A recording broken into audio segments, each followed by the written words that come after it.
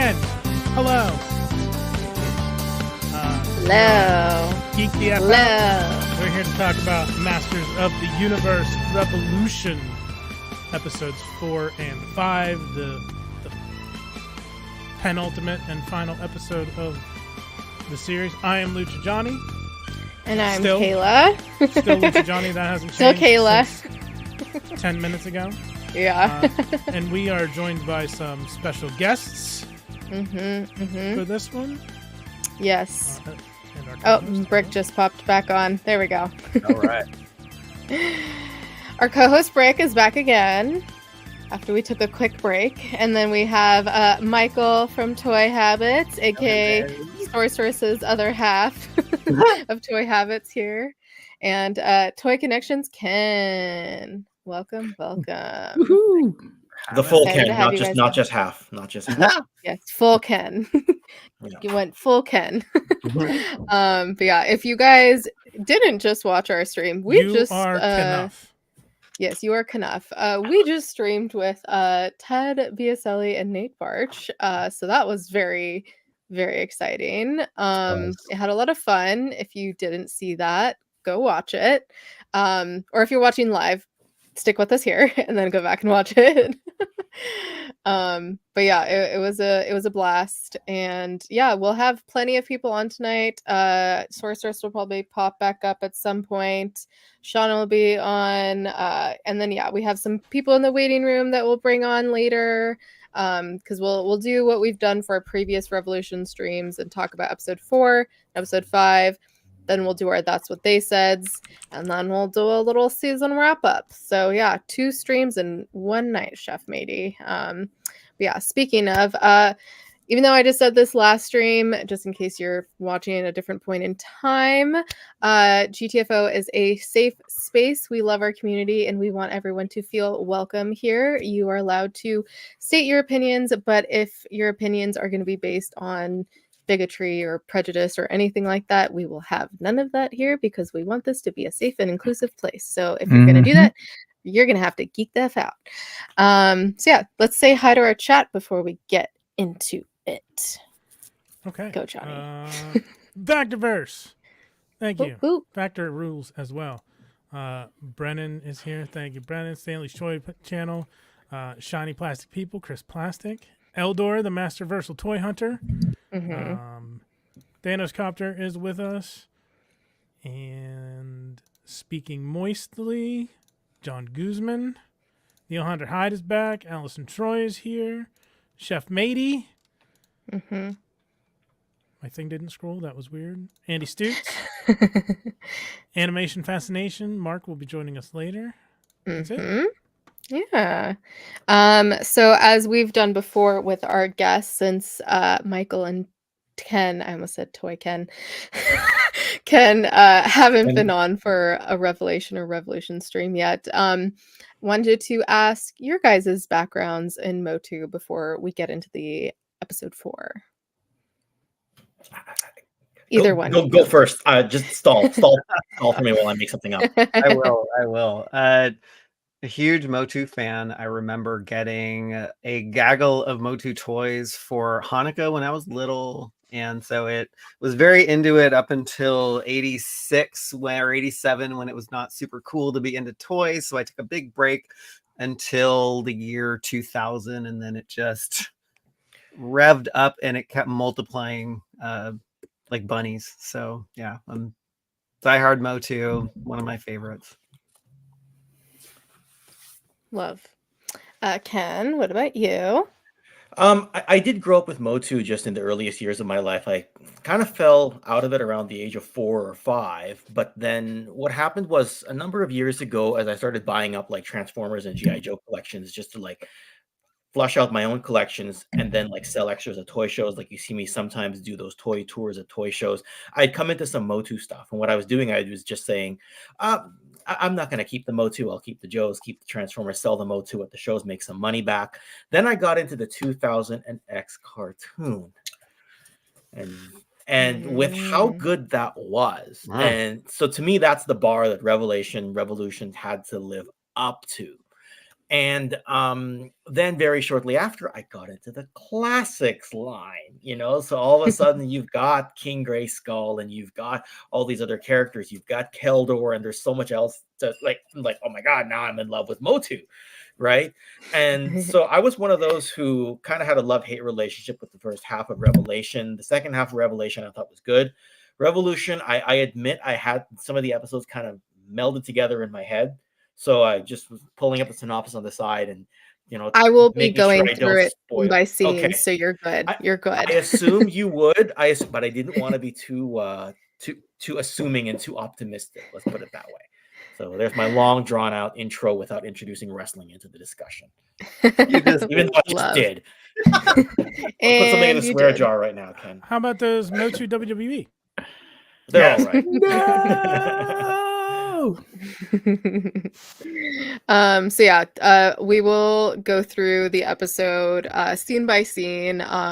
So if you haven't watched any of our previous episodes, I'll go through, quickly explain the scene. I'll give my couple of notes, and then everyone can go from there. And we'll try to stick to that scene as much as possible, because yeah, we're already running late, and we know people are not on the Pacific time zone. So yeah, we'll get going. So episode 4 is The Dogs of War, which first of all, there aren't any new voice actors in this episode. Wanted to mention that. And we get the intro with the new Horde Castle. So that was cool. And the first scene is we start which I thought was at Grayskull, but the last episode ended at Grayskull, but now they're in the dungeons of the palace in Eternos, and Adam and Cringer are in there, and they're talking to Skelly, and he confirms that indeed he is Keldor, and throws Queen Marlena into the cell with them. And I thought it was funny, Skelly's line of "in the flesh," and I was Right. like, "Oh, it's ironic because you don't have flesh."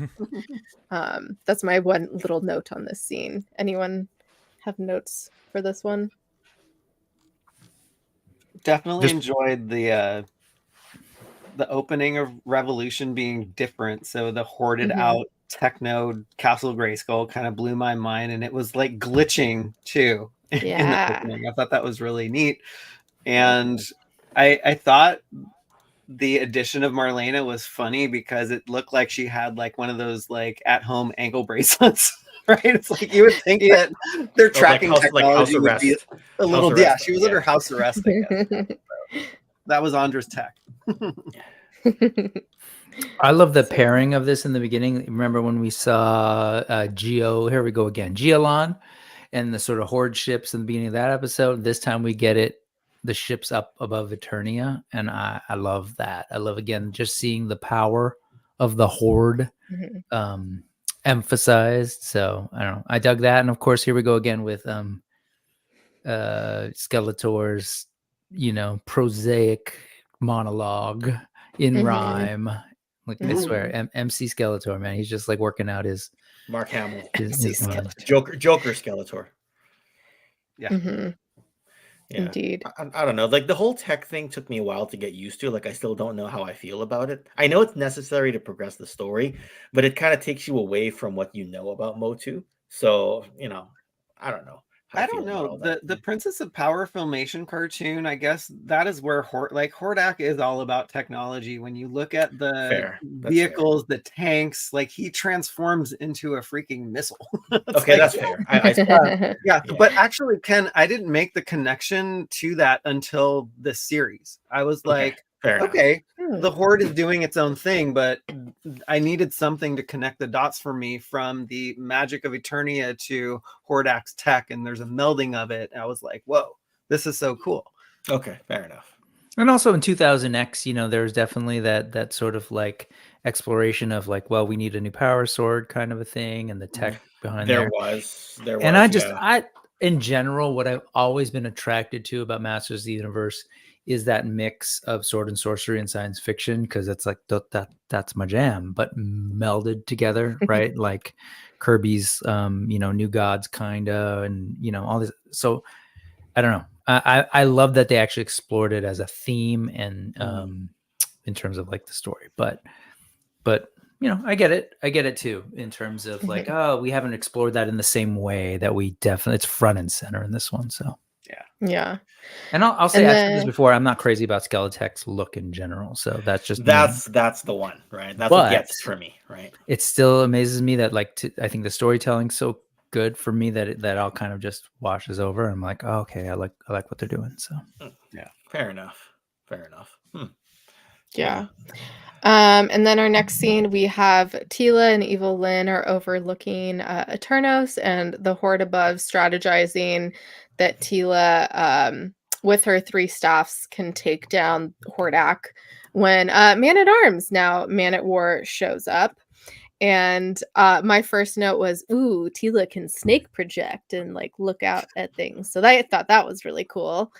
And I thought that Man at War looked very Power Range-esque with his new getup. And can see that. I just I'm surprised I didn't think that. Sorry, I'm surprised I didn't think that, considering a big Power Rangers fan. But yeah, I can see that now. I am surprised, considering I'm not a big Power Rangers fan. Yeah. I very much hated it growing up, but now I'm like, I don't care either way. It's fine. And then also Duncan saying he was playing matchmaker with Orko and Gwildor just cracked me up. So funny. cute. Any thoughts on that quick little scene? Well, you said Gwildor, and it was like he wasn't like Gwildor has always been a character that has kind of a love-hate thing for people coming out of the movie, I find. But they made him more love than hate, I find, in Revolution. Like I was like, this character works here. Maybe because we're getting reintroduced to Gwildor. It's hard with those like characters who a lot of people find annoying, right? Like Snarf comes off the same way, right? In Thundercats, I like Snarf. Jar Jar Right. Binks. Right, Jar Jar Binks, right? That's kind of my thoughts. Sorry, you totally didn't ask about Gwildor. That's supposed to be like a Oh, side it's topic, okay. and here I am. You going haven't on been about here to that. talk about him before, so that's No, that's totally true. fine. That's true. And Man of War, I think, is just a very natural evolution of Man at Arms. It's kind of how I feel about it. Right? Very cool. Power Rangers are not. I liked Power Rangers growing up. Right? It doesn't That's work fine. for me. It doesn't work for me, Brick. Yeah. I do have a fancy Sorry. new microphone though, because How do you do that? Oh yeah. Man of War. On Apple products. Yeah. I think a year and a half ago, Kayla, you asked me what kind of mic to buy, and I think I said get a Blue Mhm. Yeti, and I myself didn't have one, right? Yeah. And then, of course, like a few weeks ago, I'm like, hey, Kayla, what kind of mic you have? The one you told me to get. Oh, okay, I'm going to get that one too. Yes. I love this thing. One, Man of War is a great band, if you don't know them. Well, you mentioned the snake thing. I love that. And so one of my favorite sort of barbarian franchises is Beastmaster. I don't know if you're familiar with it, Kayla, because you're such an animal lover. You might enjoy it. That's his entire power. Like he has a pair of ferrets, Kodo and Poto, that hangs out with, and he looks through their eyes and can kind of see what they're doing. He has a panther and he has an eagle, and does that. So I don't know how intentional that is, but we're always sort of we're genre fans. So like whenever there's something in there, we're like, oh, that totally reminds me of this. So I got some, I got a little bit of that, and then a little bit of Can't Help It, Mandalorian with the what is her name? The armorer with Gwildor kind of doing his armorer moment. But again, don't know how intentional it is, but that's how like we love genre, and all kind of gets mishmashed. And it's sometimes great shorthand for storytelling too. So there's a limited like amount of things that movies can like tap into and rehash. So it's like a lot of Star Wars vibes in this one for me, with the Horde Legion like just coming in and dominating over the skies. We're all about toys, and it's like I would love to see those Horde troopers in figure form. I think we are getting a Horde trooper in Masterverse Wave 13, but I don't know if it's going to be that or something else. that would be neat for me. And since we're in the movie scene, right, because a motion picture kind of era with Gwildor there, and you mentioned the Horde troops and everything, I will say that's what the motion picture vibe with Skeletor's troops that look like, Darth Vader, that was that same kind of vibe, right? Like just like these faceless, like they all look identical, stormtroopers, for lack of a better term, just kind of marching in. So I love that here. And does the appearance of the baddies count in your scene recap, or should I save that for the next one? The baddies. Like Grizzlor and them showing up and fighting. Oh no, that's with the next them? scene. I haven't got to Gwildor. Okay. Cool. All right. Oh, sorry. Just you went mentioned them to- and- yeah. Yeah. That's the next scene. So speaking of, unless Johnny, do you have anything to comment on that scene real quick? With No, I Tila and don't have a- Evelyn and Man at War show up. No, not really. Not I don't really have a much ton happens, for but- this episode. Yeah, I have a lot more for the next Okay. one. Yeah, I have a lot for the next episode. So yeah, at Gwildor's, Orko is getting worried and anxious that Gwildor isn't working fast enough when Grizzlor shows up and all the baddies, which we only see Grizzlor at first. So yeah, it's a very quick scene. But I loved when Orko's like, "Does it work yet?" And he's like, "Do you work yet?" I love their banter. It's so much fun. But yeah, that was a very, very quick scene. I don't know if anyone has any other comments about it. Yeah, I love seeing the animation and how they did Leech and Mantenna and Grizzlor. That's coming up. Thoroughly enjoyed For that. Leech and Mantenna, yeah. Just Great. cool design. I really like Mhm. their take on it's pretty much the same, but like from the side view, he changes a little bit. Like Mhm. he looks cool. That's all. Very cool. Yeah, I literally day had for to Grizzlor. ask. I had to ask Johnny when he showed up in the first episode. I was like, "Who's the furry?" Like The furries. Grizzlor. Love it. Yeah, and so in the next scene, we have Morlena wakes up and consoles Adam that he is He-Man / powerful even without the sword. And it was really cute because Adam was like petting Cringer for emotional support while they were talking. I thought that was really cute. And also just, another one of those moments like we've talked about before that just it really like shows some real emotion of the characters. So I thought that was a cute little part they added in. Not quite at the scene where Andor rescues them, but anything about that scene between Orlena and Adam talking. It's a nice mother-son moment. Yeah. Yes. Is very sweet. And I love that she's pivotal in like helping them escape. She's part of the plan. Yes. Mm-hmm. Totally. And then we have Skelly and Keldor banter back and forth, and Skelly actually loses time a little bit. Oh yeah, he does a little pet at one point. Mhm. Are you Ooh, going? look at that. Are you going back? What are you trying to show, Johnny? I didn't know you could. Anyways, that's great. We'll talk later. Yeah, I didn't know either. Well, what, you can share screens on this? or- Yeah, it's just screen share, right? Or Yeah. no, but Netflix. But Anyways, Netflix usually blacks out. Oh, Anyways, you have to Johnny turn off a has his setting. I'll show you ways. later. I'll show you. He has his ways. So yeah, they banter back and Oh, forth. I'm muted Skelly the whole loses. time. I'm sorry. Yes. I'm just sharing scenes. It's literally just opening a Chrome web browser. Yeah. I'm not doing anything special. Just continue. Keldor convinces Skelly that he needs to take out Mommy, which I did the Leo point, and I was like, he called her Mommy. He said the thing. Mommy motherboard canon is confirmed. Yeah, I was very excited. Yes, because I've been calling this Look one at that Mommy thing. since she was revealed. She's beautiful. Anyways, any thoughts on that scene? I was also getting like Fight Club vibes with the whole Keldor and Skeletor thing of just like Keldor is the Tyler Durden to Skeletor, Yeah. right? So Ah, the yes.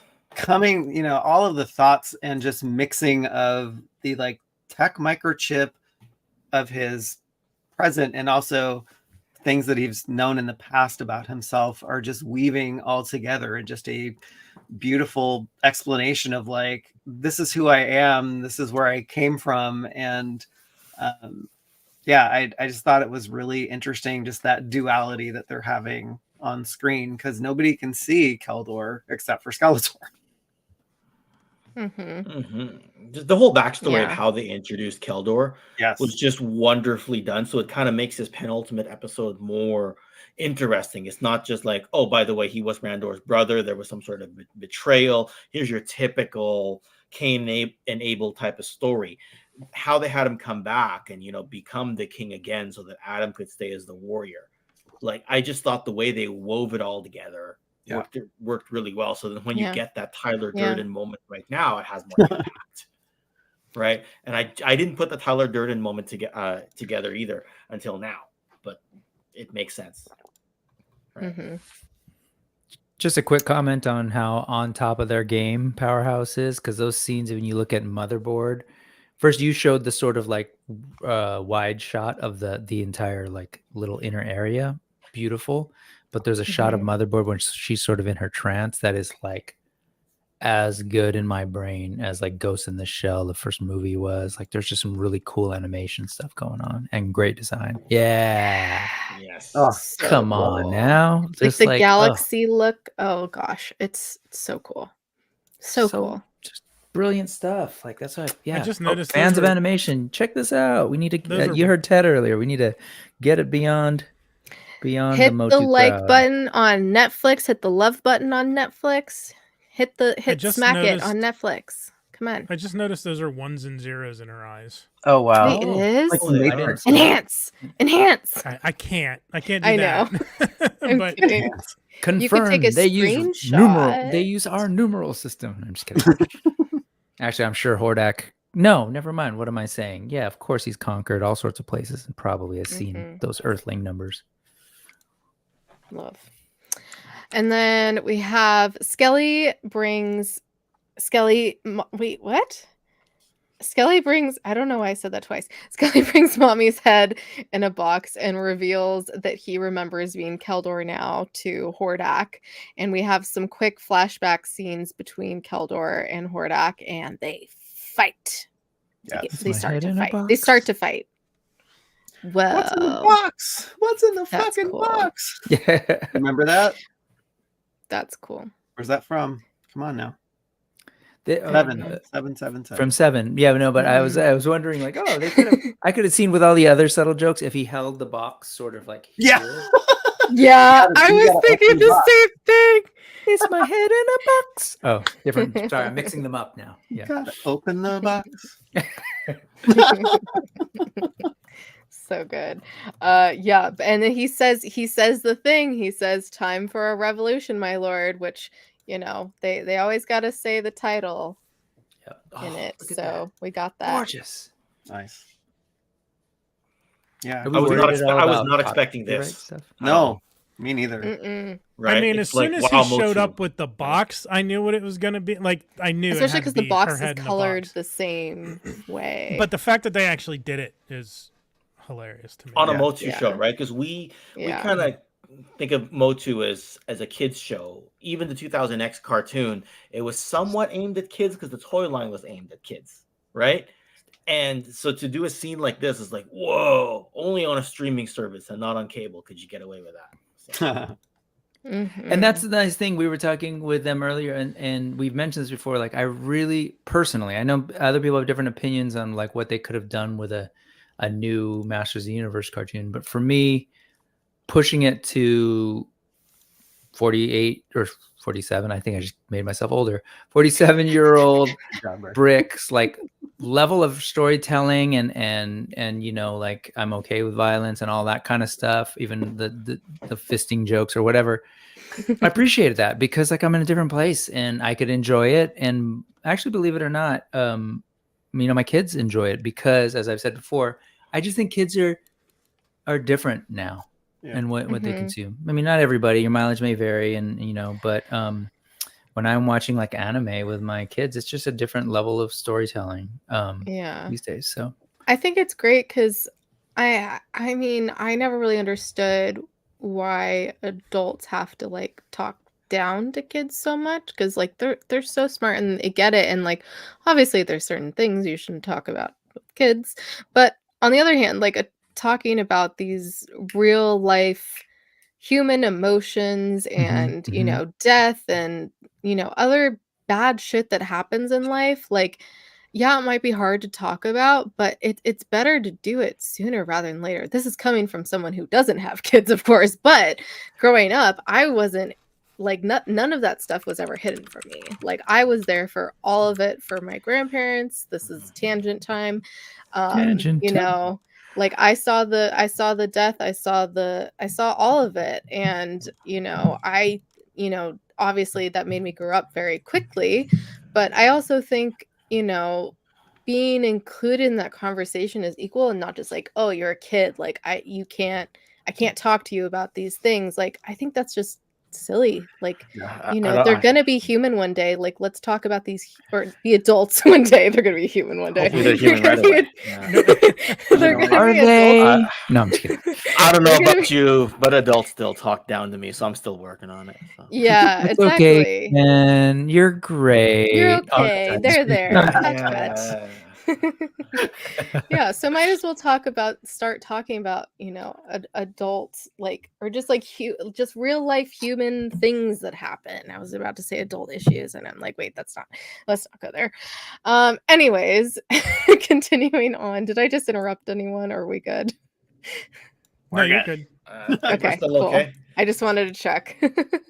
My did not take my ADHD meds today, so we're going strong. We're still live, right? Like we haven't been, Yes. taken Yes. down yet. We're completely thrown into. So yeah, brings thrown into the abyss. mommy's head. And then we have a bunch of quick scenes that happen. We have Andra rescuing Adam, Marlena, and Cringer after putting a tracker on the queen. And then we have Tila, Lynn, and Duncan fighting on the streets of Eternos, and then we have Orko fighting Grizzlor, Mantenna, and Leech. There we go. Any comments on these quick little scenes we have? It's just good to see the Horde minions, henchmen, there, because you're not sure who's going to show up, and that's kind of the whole thing about Revolution, right? Is who's going to be there, and in what capacity are they going to be there? So they're there protecting Hordak. Sign me up. I love that Orko is just kicking the crap out of the Horde. I was not expecting that because, I grew up with him in the Filmation cartoon and he was more like a jester, funny little guy. And now he's wielding some cool magic and can do some He was the Slimer of the show, basically. Yeah. So, yeah. The Slimer of the show. How I see him. So good. The T-Bob. I don't know. Mm-hmm. I don't know if I just never noticed or paid attention, but what's up with Mantenna shooting lasers out of his eyes? Is that from the old show? Yes, I think it's from the pop cartoon. Okay, I thought it was a little weird. I remember he did the hypnotic stuff, but I don't remember him shooting. Yeah, like actual either, but he did laser beams. Yeah, in this one it was weird. I was like, wait, did lasers just come out of his eyes? And they do. Coming out of his butt. Leech's tongue though? Like finally we actually see what Leech can do. Yeah, what that tongue do. Tongue action. Mm-hmm. Leech is coming in Masterverse Wave 13, so we'll see. Oh shit. Yeah, I'm gonna need that. Did you hear it, Kayla? I heard it. Yes, I did. We will get to the that's what they said later. Don't you worry, Brick. Don't you worry. Oh wow, Orko just so good. Laying waste. Yes. And that's great. Like I really love that Orko really is like he's coming to his own. That makes sense with the arc and everything. And it's cool to see him battle, and it's cool to see these two battle together, him and Gwildor. Funny stuff. You wouldn't expect it, right? I love Orko. He is him and Cringer, my faves. Let's see. And then we have Skelly and Hordak continue fighting we have some flashback scenes at the Fright Zone, which I got to see in person with Brick and Michael. So that was very exciting. I once again did the point. I'm like, I know that. I know that place. I've seen it. So I was thinking about this. Was this on Eternia or is it on Etheria? So are they what's the word I want to use? Are they inferring that the Havoc staff actually came from Etheria? Ooh. I did not pick up on that. I assumed it was Eternia in terms of his like courting, but that's interesting. Yeah, because you make a good point, Johnny, because Hordak is on Etheria. Yeah. and he isn't going to touch the staff unless it's like a bus ticket situation. That's a reference where he like put the staff in duct tape and picked it up Right. so that he could hold it safely to take it to Etheria and then have it for Skeletor. But It seems like a lot of work. yeah, it Just a does. little bit. Yeah, it just made me wonder if that, like, because they're talking about Eternia being the center of the universe and like the three gods all connecting it. They're not just my assumption is they're not just the gods of Eternia. They're the gods of like the universe. Yeah. So what? Yeah, did Havoc come from Etheria then in this continuity? I should have asked Ted. I didn't think to ask that earlier. Do we know that he's on Etheria, Hordak? We're I don't just know. assuming.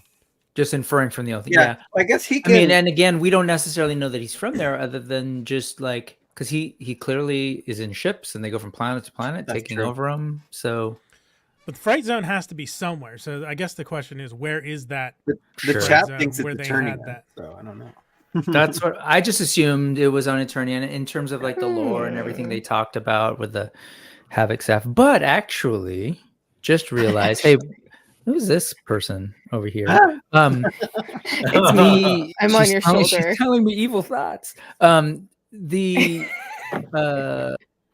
Sorry, it's funny because we were talking with Ted earlier, and I saw him mention this, I think, on GDL last weekend about the fourth tower, and his like we have an idea of where it might be.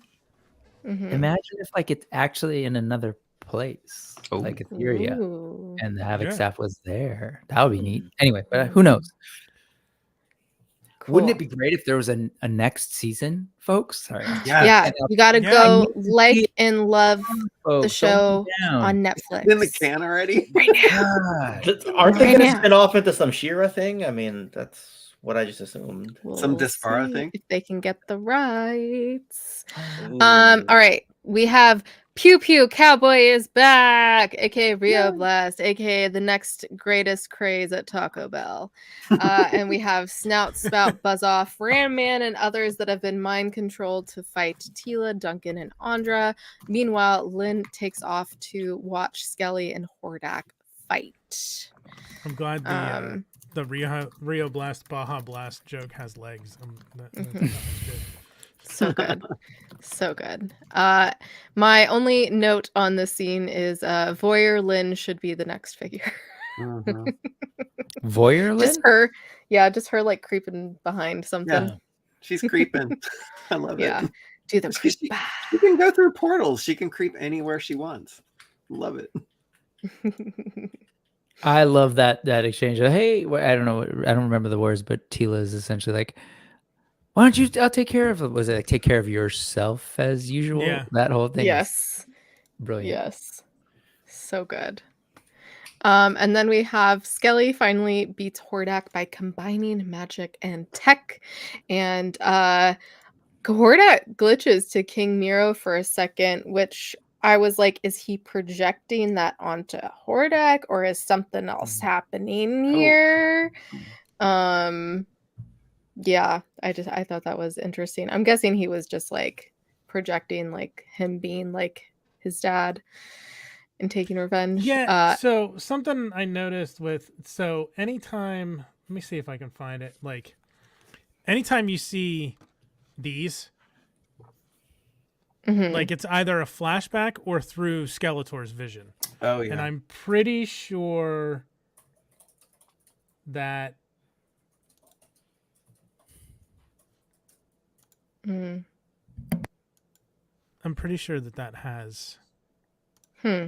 those red glitches around it when he sees Hmm. Miro. So I'm fairly certain that's Interesting. Interesting. Guess we'll find out. Any thoughts on that scene? We see Hordak go bye-bye. That surprised me. I didn't think it would happen in episode 4. Mhm. Yeah, so that was a shocker to me. I was like, wait, they just killed Hordak. So, Yeah. I was not expecting that. which might make the She-Ra thing I mentioned earlier a little less possible, or at least they have to go in a different direction. Yeah. Oh, she was happening. It's gonna happen. Oh, there Um, it is. I totally Yeah. did not see that ever in like the 10 times Mhm. that I've watched this. Right? I didn't notice it the first, I think, 2 or 3 times. Then I was watching again. I was like, holy shit. Thing multitasking. Yeah, I know, right? That's so cool. Wow. Yeah. Oh, Can you go Brick. to this piece? I wanted to ask what Kayla thought of this moment. Oh boy. Not well. It's like Johnny. 9:17 till the end of the episode. Till the end of the episode. Yeah, I That's was, okay. Oh. Do you remember this at all? Hordak does something. He does a move where he kind of his back half changes to a rocket. Yeah. Did you Oh, catch that at yeah. all, Kayla? Like, I'm Mhm. just curious what you thought of that, or that like. I was gonna say I need to visualize it again. Oh, there we go. Yeah. Like his legs just transformed into rockets. Mhm, Look at that. mhm. I mean, considering he's like, the master of technology, it doesn't surprise me. It was very Iron Man-esque for sure. For Mhm. sure. Like Yeah. nanotech Iron Man. It's cool. It's awesome. And Yeah, I like just and wondered. then Skelly saw it and he was like, "Oh, I'm gonna do the same thing." Huh? Because that's a very Copy-paste. Hordak thing. Yeah. Yeah. But they don't. That's the. Is that the one instance they do Yep. of it? I want to say. I think Yeah, this is the only one. Yeah. Yeah, it lasts for a while because he just brings Skeletor down through all of these buildings in missile form. Mhm. Like, dang, he's going for a ride. Mhm. I love that, Discomfort. just that little tease of that power. And, I just kind of wondered because they don't talk about it. It happens and then it's gone. I didn't know as Mhm. someone who was not familiar would be like, wait, what did he just do? And then it goes away. It's like, but he totally does that. Yeah, that's part of his thing. And like his arm changing to a gun and he does Yes. all sorts of stuff Mhm. that is, pretty epic. That we'll Yeah. probably see when he comes back. Very A exciting. lot of Princess of Power nods. Yes, The fabulous definitely. series. I love that series more than I do the Filmation He-Man series. I love the Pop series. Love. And then we have Skelly just said that one. Lynn shows up and slices off Skelly's arm, and then he turns into Disco Smelly, as my note says, because it auto-corrected. Disco Smelly. And she gets the staff for Tila. So that was Yeah. very exciting to see Disco Skelly. Yeah, they're like, Mondo is not gonna outdo us with Disco Skeletor, so we need to make our own. I was like, they Yeah. needed to find a way to make Disco I Skeletor, right? I'm sure Mondo knew about this. Oh yeah, Let's be honest. um, Let's be honest. I kid. That arm move was dope. The little sigil, Yeah. whatever thing, and then It was very Doctor Strange / Wanda-esque how Mhm. she did that and just oh, so off. creepy. So when you cool. think about the possibilities.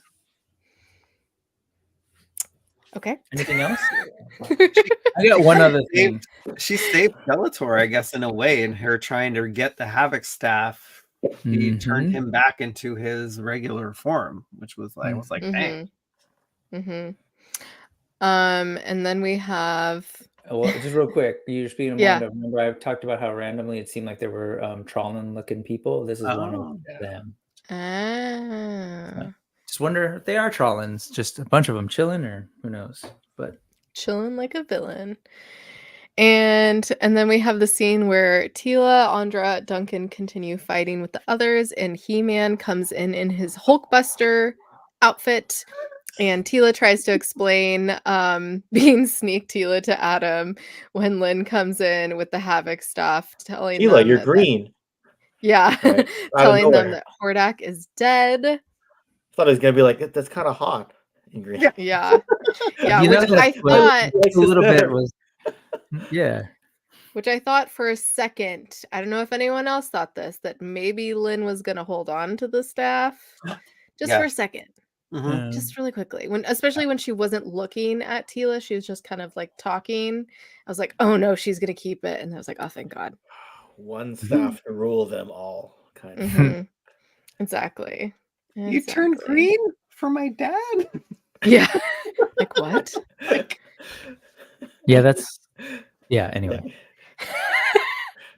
Yeah, just a little odd. Some Um, Indiana Jones moment there. Sorry. Any other thoughts before we get into the final scene? Just part of thoughts the on same what scene, people but- thought of the Revolution version of Snoutspout. Hmm.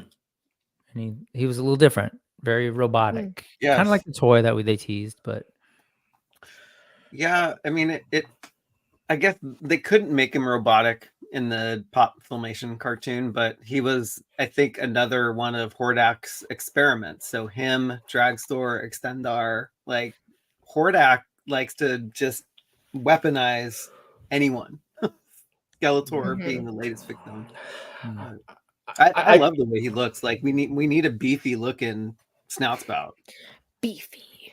He's I beefy. couldn't unsee Evil Lyn as Evil Lyn. I just kept thinking it was Queen Cersei the entire time because not only does she look Yeah. different from her, but like she talks like Queen Cersei, on Game of She Thrones because does. that's who's voice acting her, right? So I don't Also- know. Like I just felt like she was playing Cersei all over again, but in animated form, right? Yeah. The lack of blue Look- skin or yellow skin didn't help matters, right?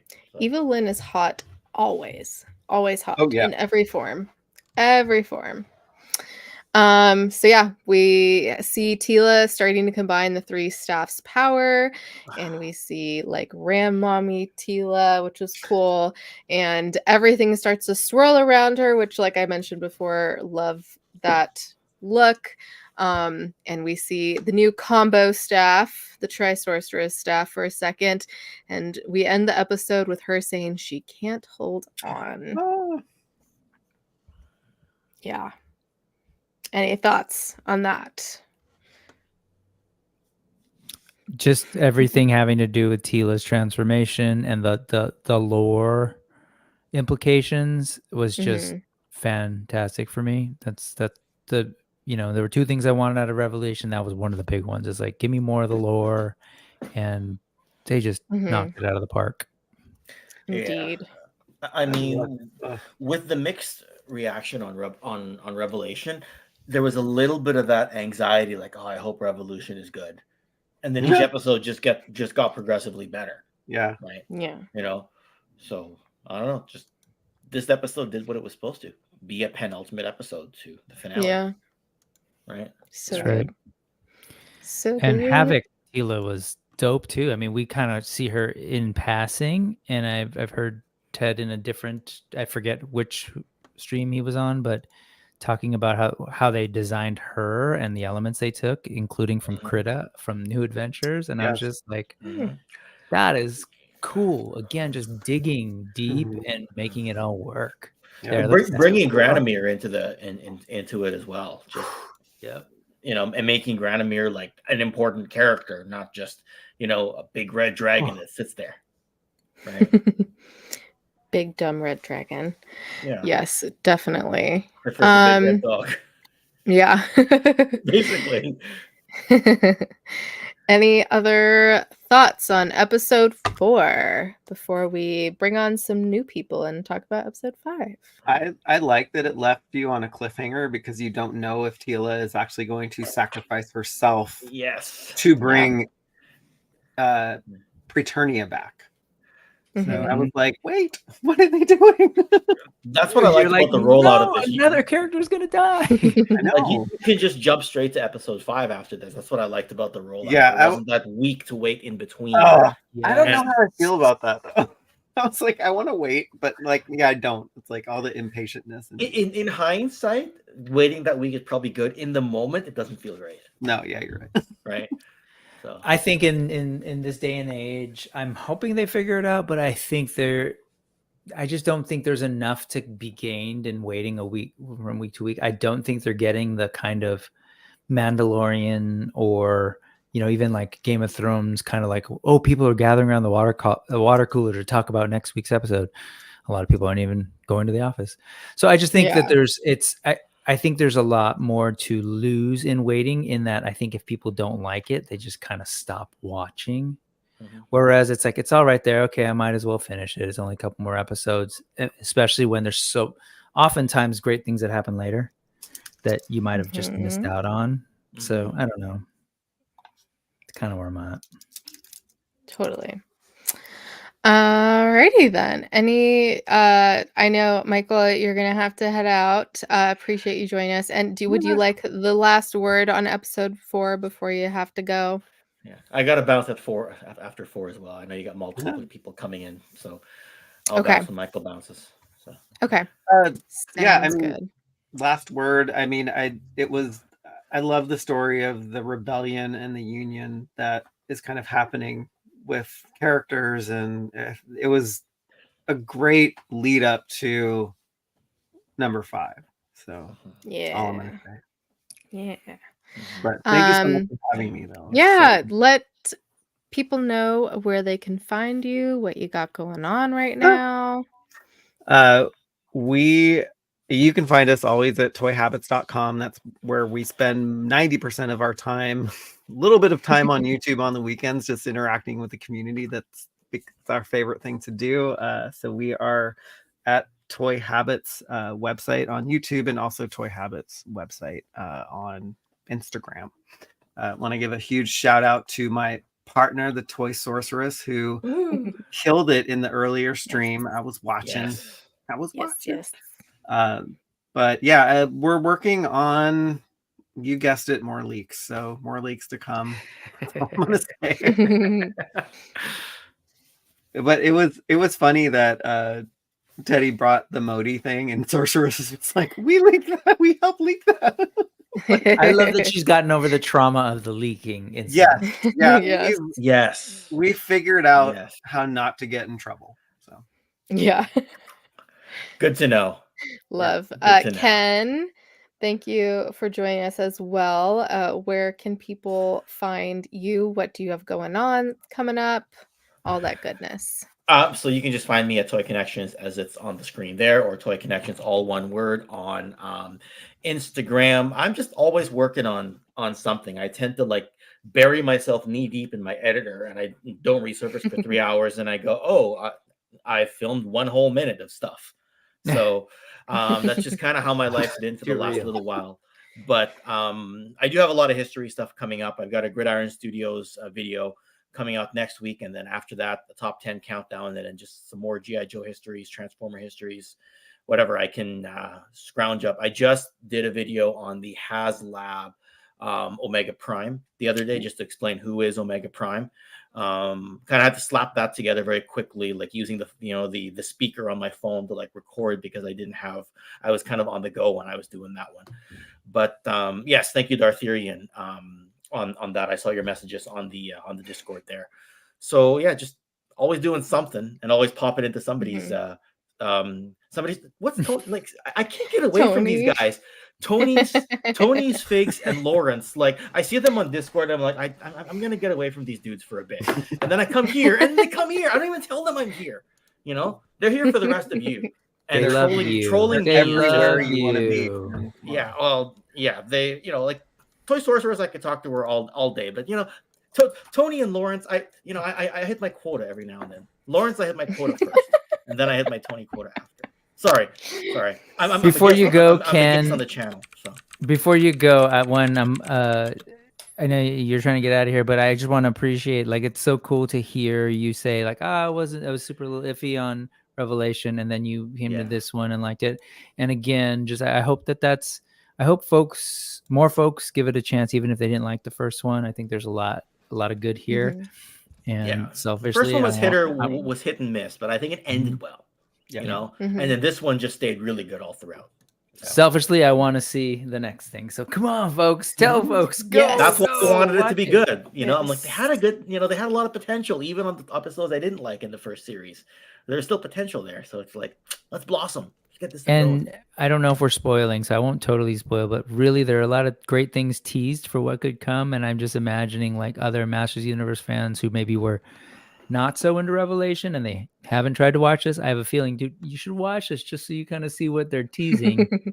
Because I think you might want to get on board and help us fight for the next series. Yes. So Yeah. Indeed. right. Indeed. All right. Thanks, y'all, for joining. Have a good rest of you. your evening. Thanks for the invite. And Glad yeah, I of was able to make course. this one. Yeah. And Michael, I Glad will to see have you in you on. California. Brick, I'll probably see you in California. Kayla, I'll try Do to it. catch you before. I'm sorry. Brick is gonna. Yeah.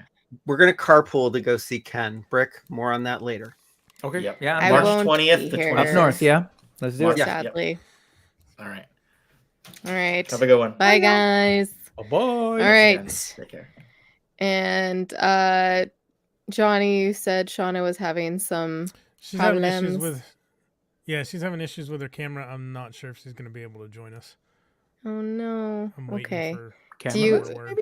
Just You audio? want to see? Yeah, see if she can do her phone. I think people forget that that's an option. Try that. Until then, we have Mr. Mark, aka Animation Fascination. Yay. Welcome, welcome. Hello. Thanks for joining us. This is the only Master of the Universe thing that I own, which is There we go. the Dolph Lundgren movie. Love. Is that the new one too, with all the special like features, or something just came out relatively? Commentary and a trailer. That's all. That's all. Okay. Okay. Cool. That's an interesting thing to have of all the things, Yeah. and to be fascinated with animation. But Well, Mhm. I mean, I guess I can just say it. This is the first He-Man Masters Universe thing that I've ever watched. Oh, I never cool. watched like the original series when I was younger or anything. So, Revelation and then Revolution were the first like my introduction to. That's awesome. I mean, outside of seeing like gifs of He-Man or Skeletor doing stuff, or there's that music, that song like years ago that was like Beastman versus Skeletor, which I had heard that, but that those were my only kind of things with it. And then I mostly checked this out because of my love of Kevin Smith too. So Nice. that's why I initially checked it out. But then I Love. liked all the animation in it, so I thought it was pretty awesome. So So cool. did you buy the live action movie after you saw this? Well, I got that as like a review copy for Okay. Animation Fascination. They sent it to me because of its connection to an animated series. Did you watch it? Mm. It's Okay. I mean, I don't have anything to compare it to, but I know that it's But you said you hadn't. I was confused because I thought you said you hadn't watched anything He-Man or Well- Masters of the Universe before this series, but you had the movie. So you watched that Yeah. and then watched this. yeah, I guess Okay. yeah. So nothing animated. Got it. Okay. Got it. Cool. And then we have returning Mr. Thanos Copter. Hey. Hey, everybody. Welcome, welcome. Yeah, and we got your Motu background last time, and I guess we just got Mark's as well. So yeah, we'll get into things then. So episode 5 is The Scepter and the Sword, and we have 2 new voice actors. I think just 2. Correct me if I'm wrong. But we have Zodak, who is voiced by Jeffrey Combs, and then we have Despara, who is voiced by Gray Delisle. Is that how Yeah, does anyone know how to pronounce her last name? Okay. Gray Delisle. Okay. Beautiful. Also, I believe if I remember, because she also goes by Gray Griffin on some things. Okay. Interesting. I was actually I- wondering today who that was because I didn't look up any of the voice actors. Yeah, Yeah. It was 0 days ago that I just learned that who both those voices are. So I just learned who Desparos was, and then earlier on the earlier stream, I didn't realize who Zodak was. So kinda cool. Perfect. Well, now you know. I had to look. I usually look at IMDb, but IMDb wasn't updating, so I just looked in the credits. So we start off with a throwback of Adam and Tila are training the day before Tila is made Man-at-Arms, which is cool that not only is this a flashback that relates to what is about to happen, but also it's right before the beginning of Revelation. So that was kind of cool. And then we quickly, they're training, and then Orko catches them, which is very funny, which comes up again at the end of this episode. And then we go back to the present, and Tila is losing control. Orko and Gwildor show up, and which Gwildor is about to use the magic or use the sword, and Orko flings it to Adam, and Adam helps Tila by getting his power, and they transform and they kiss. Finally kiss. Now kiss. I have a lot to say about it, but my food just arrived, so I will talk after all of you go. I will be right back. All right. So, this whoever might be first. my favorite part of any Motu, that specific scene right there. Yeah. Nice. So good. Just the whole him, like, Evelyn's like, I can't hold her. And he's like, I can. And he runs in. And he's doing it as Adam, like, jumping across. And then he catches her and they fall together. It's awesome. Like, I love that whole little setup. Nice. And I know you're also really into the Tila looks, so this kind of gave us some quick glimpses too. Oh, yeah. Man, I need those toys.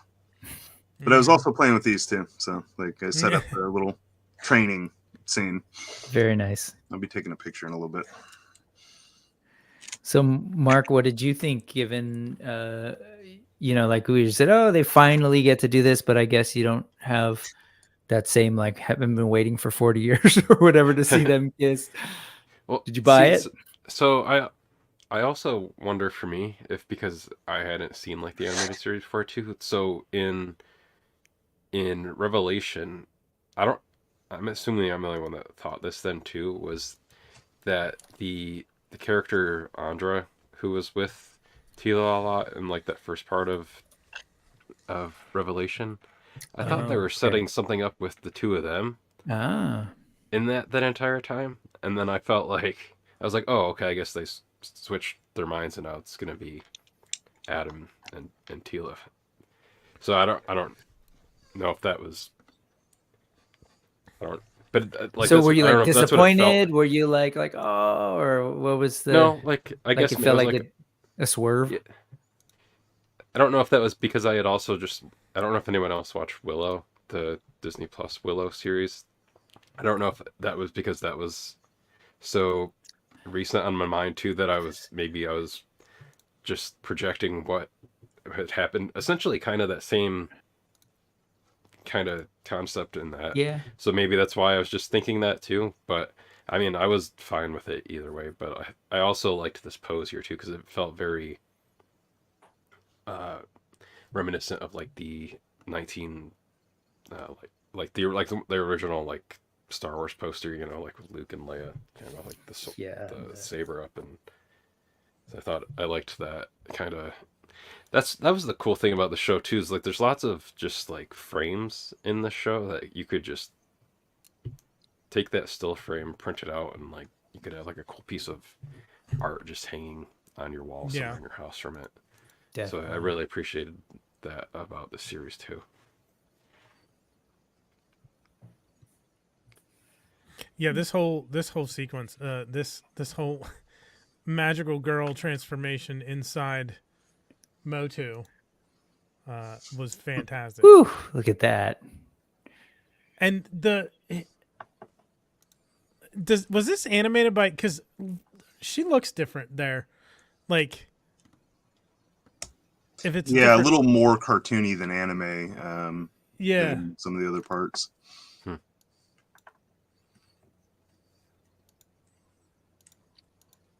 I mean, definitely there's a lot of attention to detail in this thing, particularly like the little, not just the drawings, but there's like a lot of little details that it feels like it's at a like different frame rate almost. It's like there's lots of little tiny changes.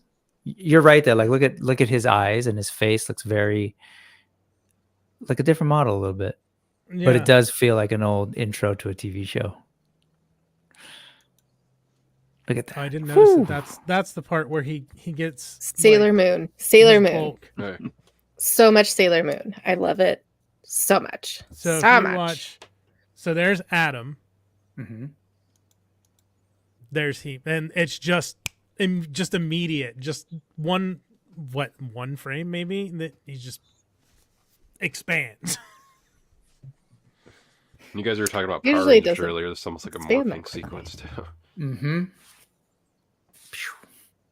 I don't think that I ever like consciously realized, oh, he's got this cool new shield. I don't know why I didn't pick up on that till just this minute. She I looks love rad right all there. her new looks. Like, they're so cool.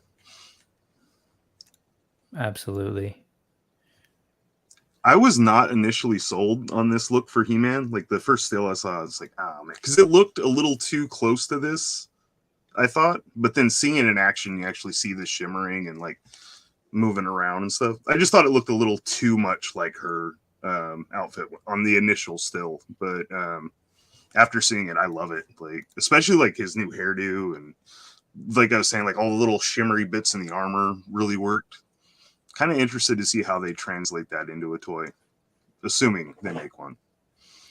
In terms of like the They're materials, definitely and gonna stuff. do one. Yeah. Well, like the lines and stuff, I kind of wonder if they'll have like some kind of like shimmery quality to them, because that would be really cool. You're talking about like these here. Yeah. Yeah, the But I want that 2-pack. PCB traces. Like if you've ever seen like a printed circuit board, they have like all the lines running. That's what these are, to me, reminiscent of. Yeah. And that's what like in the Power Sword too. I'm still not 100% on the design, honestly, but like just like Skeletech, I'm like I think it's cool. I'm just story-wise in my brain, it totally makes sense. I love it. Do not It's buy one of this those- guy, Brick. This arm is like just so frustrating because all it does is up and down, like a little bit out to the side, but Does it bend at all? there's no like elbow not or anything. It's just straight. Like it's Yeah. So it's not bendy. Like I figured. yeah. I was hoping would've- it would be like a stretchy or bendy like wire, but it's not. It's just plastic. Like, but his Yeah, face let's looks see. really good. Like, and I wanted him Missed after seeing the opportunity. show. I mean, you can't see because I Yeah. can never get these things. To I mean, I'm in focus. that same boat of like, oh, I like the show. Like, again, just another validation of the model, the old model. Give us a cool show, and we're gonna buy a bunch of toys. Yeah, my desk is like literally littered with toys from the show right now. I got Real Lord, So- Skeletech, and As it Orko. should. So I have to wonder, like, this is getting real into the real nitty gritty with it. So like, nothing. Well, the sword is different. So is this just his look now? Is this his armor every time he becomes He-Man, or was there? Because it looked like when he was fighting later, it looked like the sword essentially lost its charge, so it doesn't have like the tech power up. Maybe it's like a limit break. You got to charge it. Yeah, or like a battleizer, from if you want to use a Power Rangers term, like a battleizer, like they morph and then they call like their upgraded form. Does he like become this every time he calls down the power now, or is it just certain circumstances where he says by the power of Grayskull, he's thinking I need the Thunder Punch armor, or I need the Techno armor, or I need the battle armor. Obviously in this they showed as like an actual piece of tech that was added to the Baldric. It wasn't just a transformation.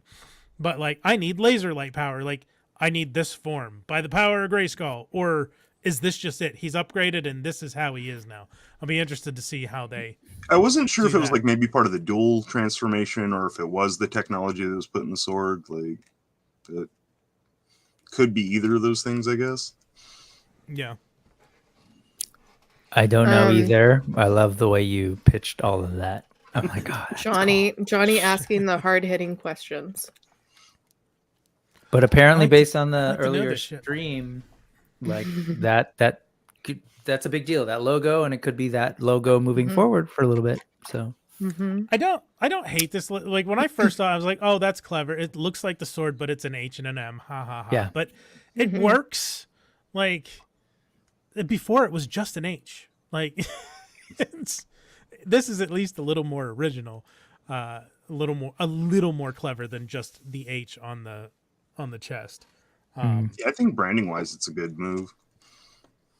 You like shopping at H&M? That's what I heard too. When you said that, I I was heard like, the so same thing. And look at her with a unique clo of her. No, I'm just kidding. It Unique kind of glow. reminded me. I don't know if anybody watched Digimon at all, but they had like the I watched different. Dan Larson's video about Digimon this morning, but I haven't watched Digimon.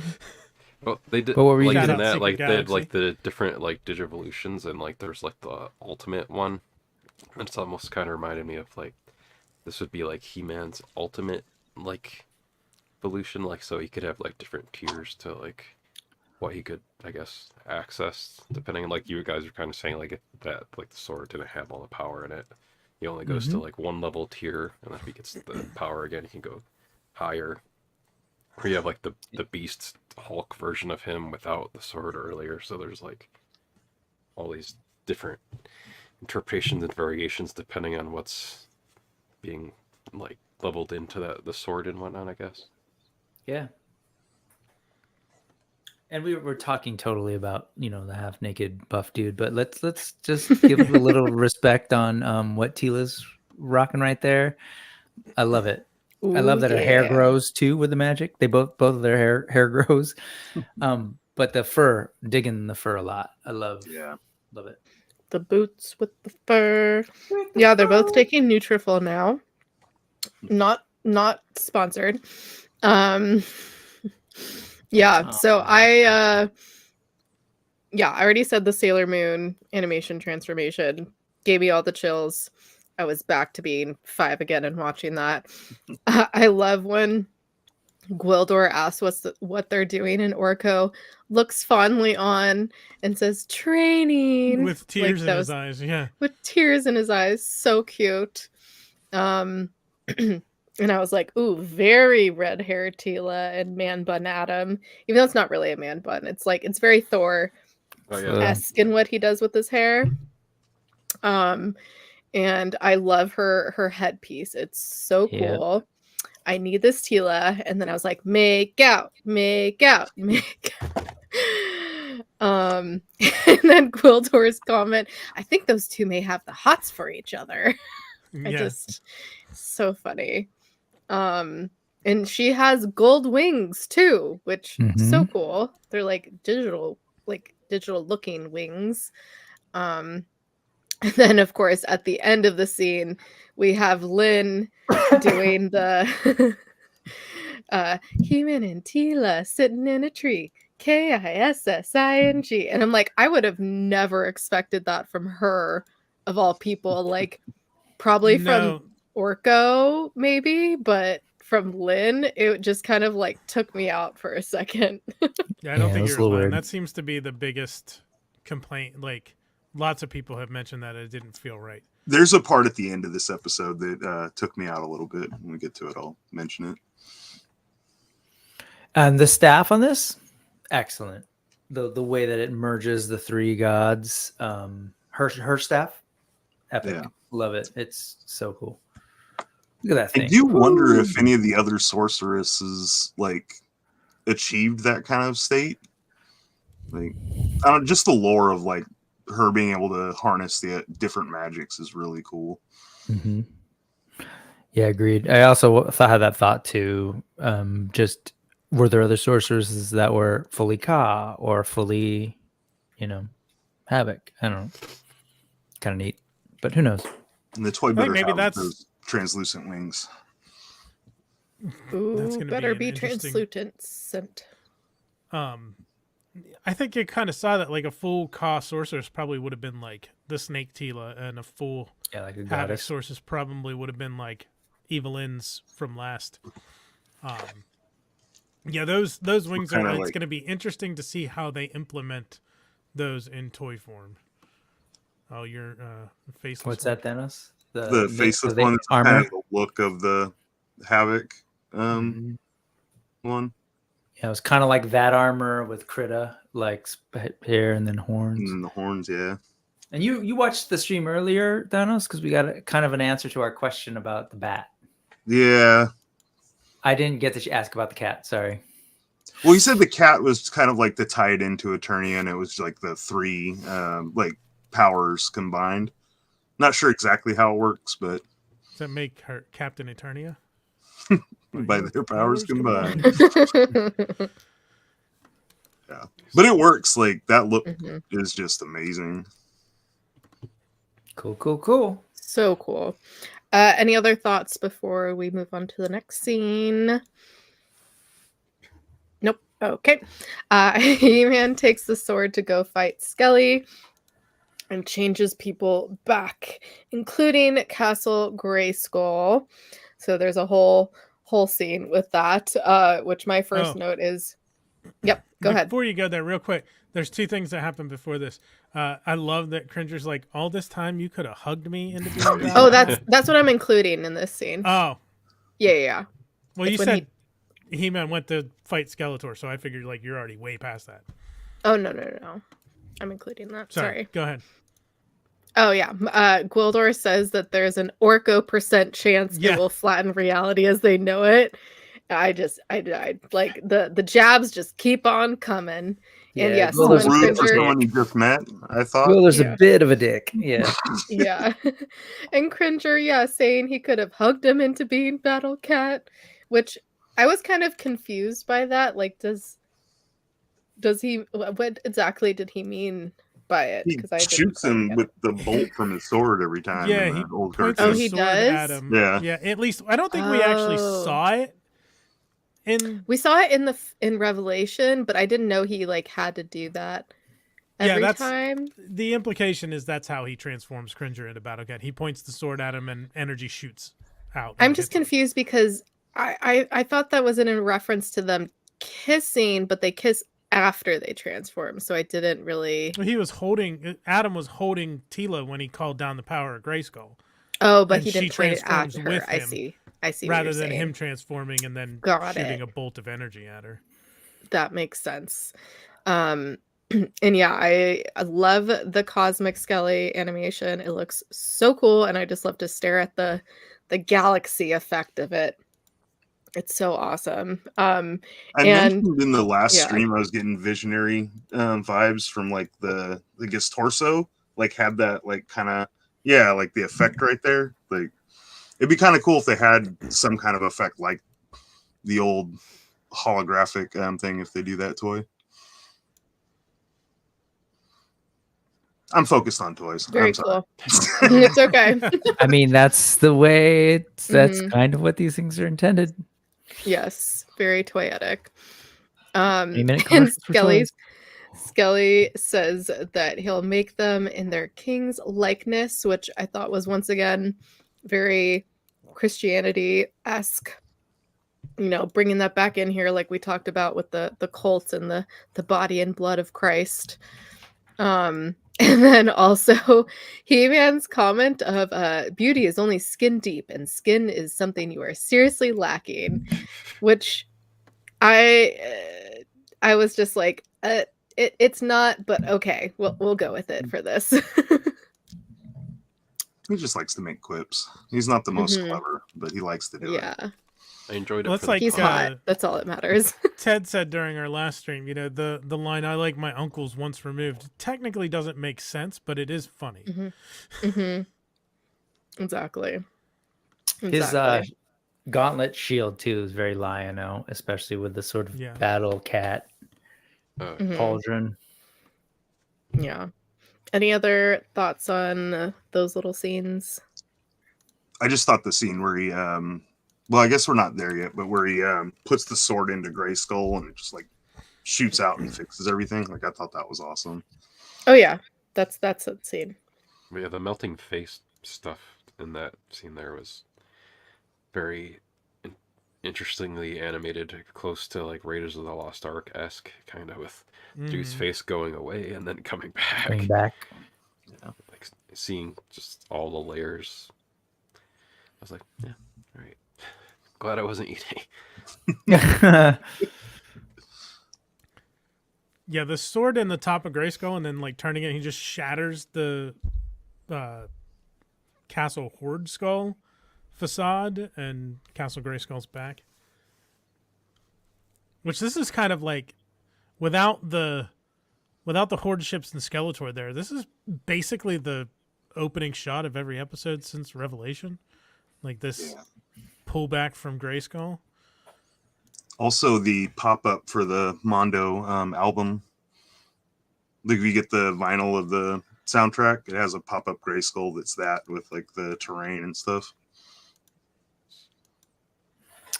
That's awesome. If you go a little further, and I don't know if we're tempting the fates by playing so much of that, but there's a shot where you see from above, you see Tila, Yeah. and then you can see the other side of Grayskull, which apparently is going to be Nate Barch's autobiography or biography. You get to actually see the back end of Grayskull, which is really cool. Yeah, you don't see it very often. It's like a big Don't skeleton, often and see the back end. it's like it's a creature, right? With spine and maybe Yeah, the that's head. a spine. Mhm. Yeah, even the base has like those like leg bone kind of things. Yeah. Imagine we see that at one point standing up like Castle Grayskull Man or something. Oh shit! Yeah, that would be cool. Grayskull's a dragon. Like that's what this looks like, right? So Oh, That could work too. I'd be into it. like the head is there with the spine that goes all the way back to a tail that's wrapped underneath it, and it's got it's like a dragon with multiple legs and no wings. I don't know what you call it. It's a fucking Tarask.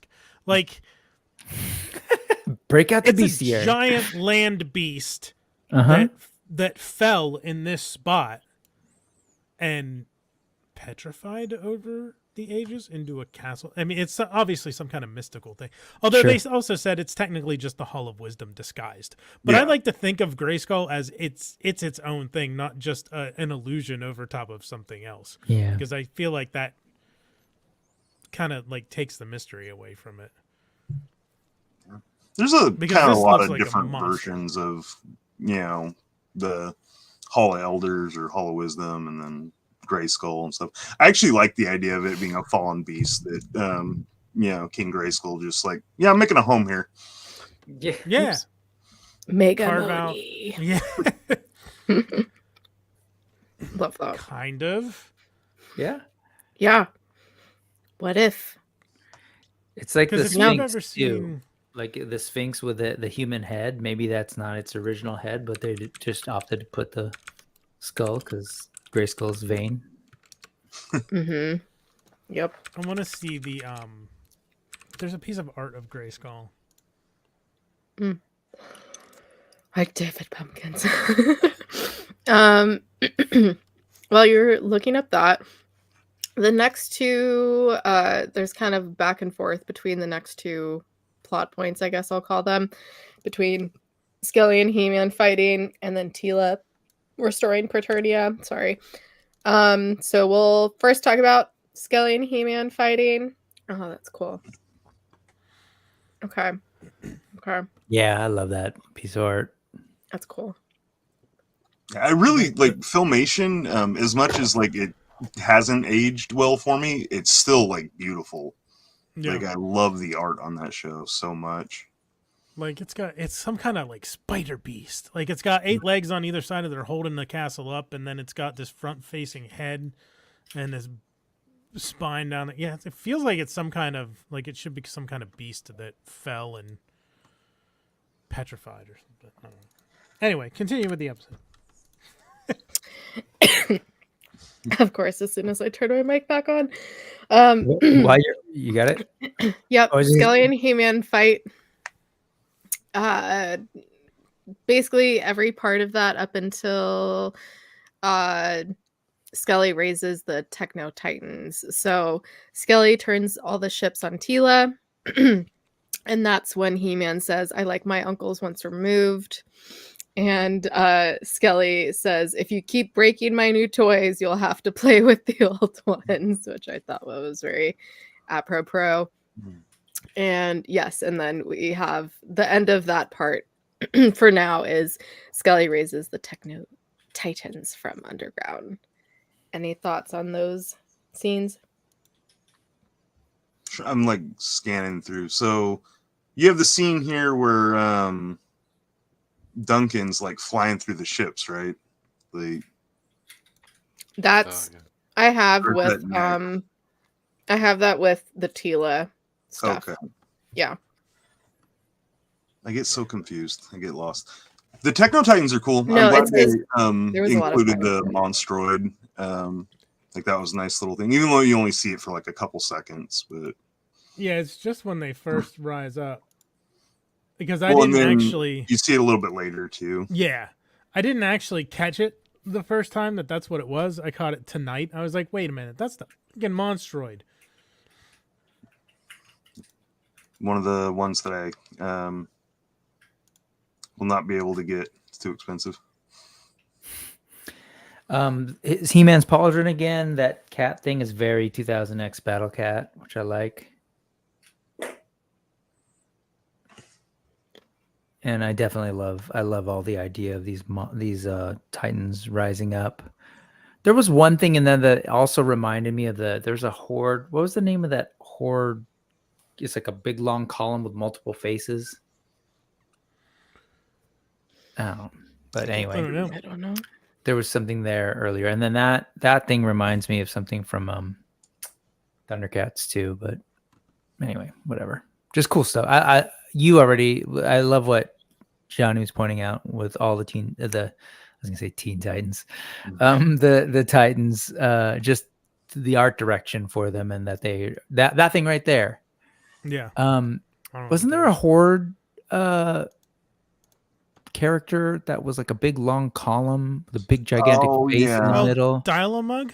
Yeah, that thing reminded me of Dial-a-Mug, and I was like, oh, I wonder if there's like a connection, but maybe not. But I think they were just having fun. Like it looks like they were just having fun making creatures, like for most of them.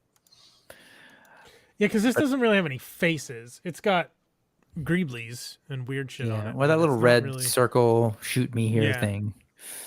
The video game boss, shoot me here. Yeah. Yeah. This Monstroid is the one that looks the most like something that was an actual toy. Like Mantisaur would have been a good one for this. What was the other one? The Spydor would have been good for this. Yeah, a few of the old vehicles. Maybe even Dragon. And then, so we have, meanwhile, Tila is working on restoring Paternia, which once again, love the rainbow swirls around her. So cool. And Andra and Duncan come in on the big jet, which I forgot its name for a second. I don't remember it either. Cloud Crusher. Cloud Crusher? Okay. Mm-hmm. To protect Tila. Wind Raider. And then Lynn and Orko also come up to protect Tila. And yes, that's when Duncan goes straight through those horde ships, which was very a la Iron Man in Avengers. Like, copy paste. That was awesome though. Like I loved so cool. Just wrecking. So Captain Marvel cool. and Endgame too. And then we have Techno Titan is about to get Tila when Granamir comes to the rescue. And Lynn calls him Granamir the Magnificent. And he literally says, "You shall not pass." And I was like, 10 points. 10 points. You won me over. Any thoughts on those little scenes? It was cool to see Granamir. I actually kind of wasn't expecting him, and then when he just like flies in, I was like, "Oh, damn, cool." Yeah, it just seemed like a scene they were like kind of going like all out with like basically throwing everything into it that they had introduced so far between these three parts of the story, between Revelation and then Revolution. That's what you do. Basically, Masters Universe Endgame, kind of. Yeah. More or less. Yeah. Totally. And there's a lot of like civilian scenes here that really remind me of New Adventures. It's like very Primus, fashion of Primus. Oh yeah, I can see that. Lots of Motu love from across everything. Motu is just worked into this thing. Love it. Love that. Love all the details. I feel like I learn Something new every time. Yep, John Delancey getting to be more hero than usual. And then Tila restores Preternia, and Lynn and Granomir look on, and he calls her Good Lynn. That was a very touching moment. Yeah, it was nice. And then we have Skelly is about to kill He-Man when Randor shows up. And then we have Fisto and Clamchamp and Mossy and King Grayskull. They all come back too, and they all have really cool fucking entrances. Fucking love that shit. And Randor says, "Is this bully bothering you?" Just like at the beginning of Revolution with Scareglow. And I just loved that full circle moment. It was very touching. Any thoughts on that stuff? That was another thing I wasn't really expecting to happen. So it was kind of cool to see them all like back in action for a little bit, especially Fisto and Clamchamp, because they really didn't get to do much. Yeah, that little bit there with Adam / He-Man and his dad there made me kind of emotional. I was like, oh, cool. Thanks, Master Universe, for doing that. And I love that Preternia obviously like came back, but that they brought them into this world to kind of help. And my only like complaint is that we didn't get to see everybody. It's kind of weird. It's like was like Vicron chilling, like, oh, you guys got this. You know, yeah, you're fine. I'm gonna hang back here in Preternia. We just got Let the back newbies and King Grayskull handle it. And... Yeah, I think it's another aspect. Like Ted said a lot of things that we asked about was just time. Like they didn't have the time to do it, to devote to it. Yeah. I would love to see. But they were talking about the Triclops thing at that time, right? Yeah. Yeah, and but like less about like talking about it, or just like if you see them in the background or something. But I've been pitching for a while. I want a Motu Origins show where it's just like one-off tales of like different characters. There's so many characters that never actually get to see the spotlight and stuff. Like something like that would be Tales cool. of the Jedi type thing. Yeah, something like that would be awesome. That would be a good show for me, so that I could catch up on like, oh, this is what that character is. This is what that character is. Yeah. And there's so many characters, so like trying to cram them all into one thing is like it's a lot. Yeah. And like even like Rio Blast and Snout Spout, like they're in this battle kind of like, but you don't really see them doing much. So the toys would back in the day and the Origins figures come with a minifigure that features an adventure with that character in it. So essentially like that. Right, like an adventure of that character. And as far as like, oh, I'd like to get to know each character, just like we're like nerdy Motu fans, but in fairness, like sometimes you don't really get to see much of these characters at all. A lot of them are getting their first time ever on screen with this show, and it's just from the toys. So it's like there's not a whole lot to catch up on, believe it or not. It's just like they just kept pumping out toys more than they could ever work them into the show sometimes. So I don't know. That's part of the fun, I think. It kind of reminded me of like back in the day with Garbage Pail Kids. I never got story. I just got this cool looking thing and I could imagine the story. So a lot of the figures were like that for me. Yeah. But on that note, I would not only would I love your idea, Thanos, but I want to see maybe at one point they were going to spin off Masters of the Universe and do a whole show where He-Man wasn't really in it, and it was going to be about Hero, and we'd follow the adventures of Hero. Like I want to see that some version of that idea take place where I get to follow a different champion of Eternia. Like I want King Grayskull's adventures, I want Vicron's adventures, and I want to know what it was like. Who did they fight? Who was their villain, and all that kind of stuff. So more like upfront hero that we follow. But anyway, that's beyond the scope. Give me all of it. I'm gonna pour one out for Granomir real quick. Yeah. Oh yeah. Go for it. Then we have Tila puts her mom, Sorceress, back in heaven, along with everyone who just helped. And we do see Wondar and some other characters that weren't fighting. And it was interesting to see that, we had Orko return from Subternia in Revelation. Such a cool shot. And you know, I'm sure everyone was like, oh, maybe that'll happen to Randor, but nope, he went back. No, but Orko didn't actually die. He Like, didn't. Orko was He not didn't. killed. He just Yeah. vanished into that Mhm. with He was stuck Stairglow. there. So I want to talk about this. So there's Vicor and Wandar. Robato's there, which I guess robots have Core, souls. Yes, not by Kron. Ginger's just a rebuilt soul. him up Come there. on. Mossman, Hero, Tila Na, King Grayskull, Stonedar. I don't know who this next person in line is. I I'm don't know assuming that. Shirella. Who? Shirella, maybe, but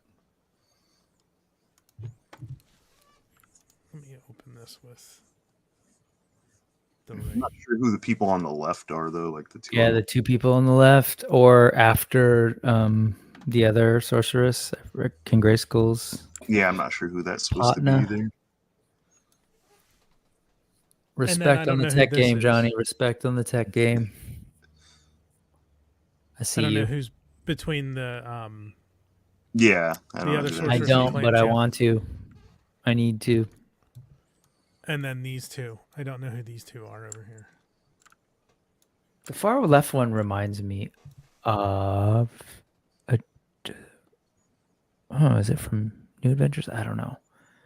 I feel like if it's Dartharian anything, says looks like Triclops. Interesting.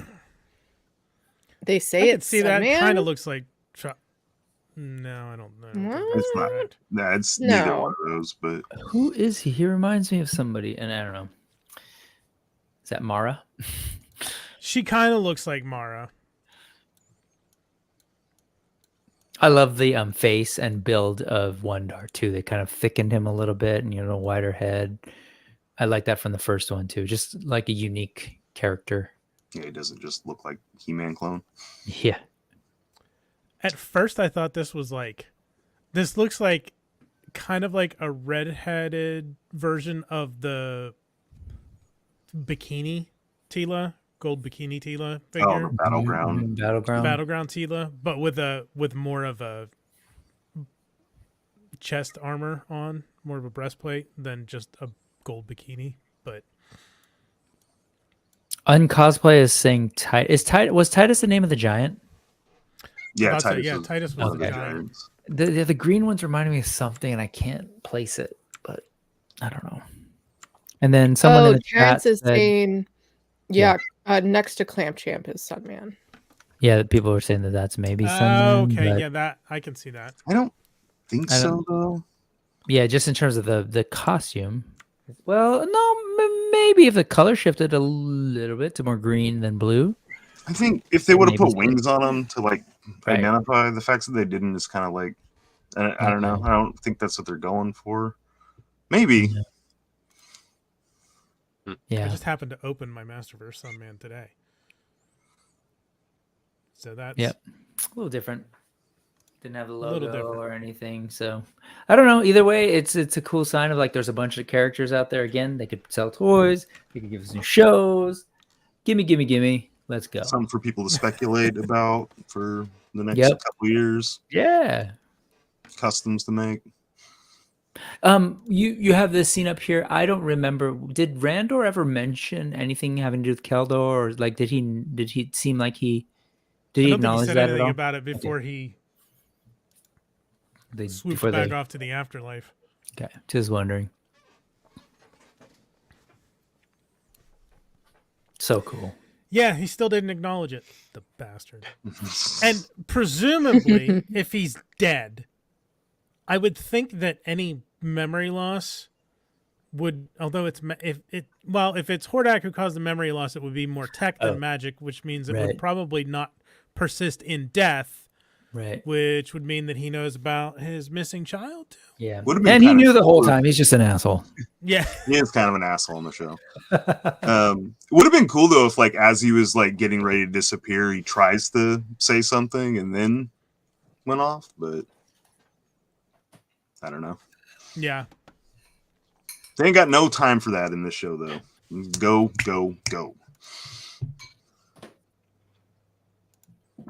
speaking of going, next scene, Skelly grabs Randor, and Perfect. he and He-Man fight again.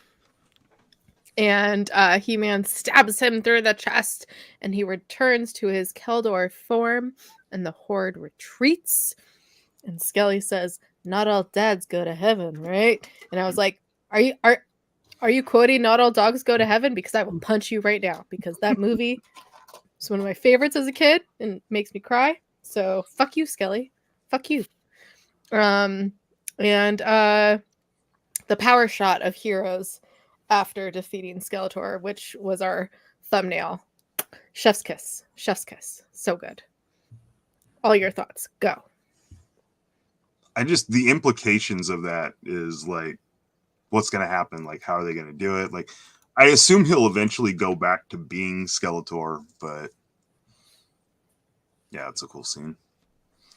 Speaking of Avengers again, that's like the Avengers shot. Yes. Looking at Loki. Yeah, and then like Mhm. Keldor kind of looks like a frost giant now. Kind of. So, That's what I Yeah. was saying. I was like, There you it's go. Thor and Loki. there you go.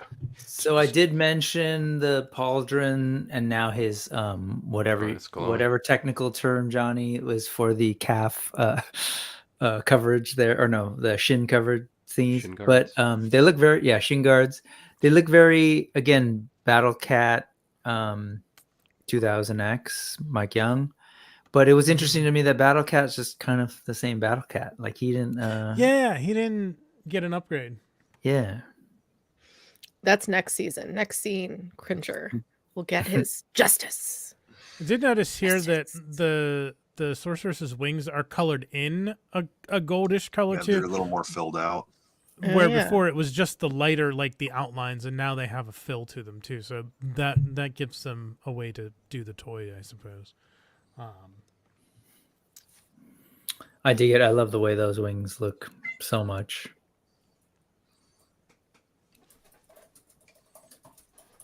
Any other thoughts on this scene? Well, like I was saying with Keldor, like the implications, like, and then Ted in interviews had talked about like there is an access to the fourth tower on Eternia, so like that got me thinking about like this guy. And in the 2000X, there was where this Ramstone's at. There was the like basically it looked like a big thing of this. If you saw my picture, I think it was yesterday. That's what it was. Sorry, Thanos. Yeah. So like this big Havoc staff looking building comes out of the ruins of Zalazia, and this guy's guarding the Ramstone. This dude's Evil Lynn's father, by the way, which is kind of interesting. Thank you for So, the context. I kind of feel like they'll end up going something like that route to get Keldor back. But then I also wonder, like, he's in Grayskull. Motherboard was tapped into Grayskull. There's all those crystals in Grayskull. So, like, there's a lot of things that are just kind of like could happen that I'm like, my mind's racing like in a bunch of different directions for the next season. Yeah. Allison just sent this my way on Discord, and it looks like Allison it's just is always a Yeah. hero. That's why I was like, where did I see that? And it's in this book right next to me. I was like, I knew it was somewhere. Oh, that makes sense. Yeah, so I guess they are just nondescript Preternian heroes. No notes, as Yeah. you'll see. No notes down here. It's cool. Yeah, so this Give me this those is one of stories, those give me things those that's going to stories. be not to make anybody sad, but like this is going to be one of those things that these guys would end up on a He-Man.org poll for who do we still need in Masterverse? The guy from Preternia with the green chest armor. Yeah. These guys are the new tug of war, right? Yeah. Oh, so many people wanted that friggin' the guy in the yellow tunic playing tug of war. I'm like, you guys are insane. Yeah, but it's very Star Wars, right? You draw in some random interesting looking back characters that get a life Yeah. of their own in A the character that toys or- appeared in one panel, Yep. in one mini comic, Yep. one time, and never saw. We need a figure of that guy. I'm like, no, we really don't. I really don't think we do. Yeah, now that you have that still of her wings and you pointed out, it's very like the indigenous folks of like Vancouver, like I think it's Squamish, and there are two others, but that art looks very much. It reminds me of that kind of style. It's cool. Talented people working on Love. Motu. Very talented. And then we have on the ruins of Eternos, He-Man makes a speech about making. Also, quick question. I just remembered. Who thought that by He-Man stabbing Skelly, it would turn him back into Keldor? Did anyone see that coming? No. No, okay. Never. I was shocked by that as well. It is interesting though. It's super interesting. Yeah. I guess it's a way to keep Skelly around as Keldor and then also find out more about Keldor. Although I guess it makes kind of sense too, because it shows precedence for earlier in the episode when that dude's face was getting melted off, and then Adam turned it back, so they're like, oh, okay. And then in episode 2, maybe, when He-Man takes his sword and heals the child that has a nano thing in it. Yeah, I expected the tech removal, just not the havoc removal. Oh, okay. Yeah, it's like he had to tear into that thing and do a little more than just shine some light on it. It was cool. Yep.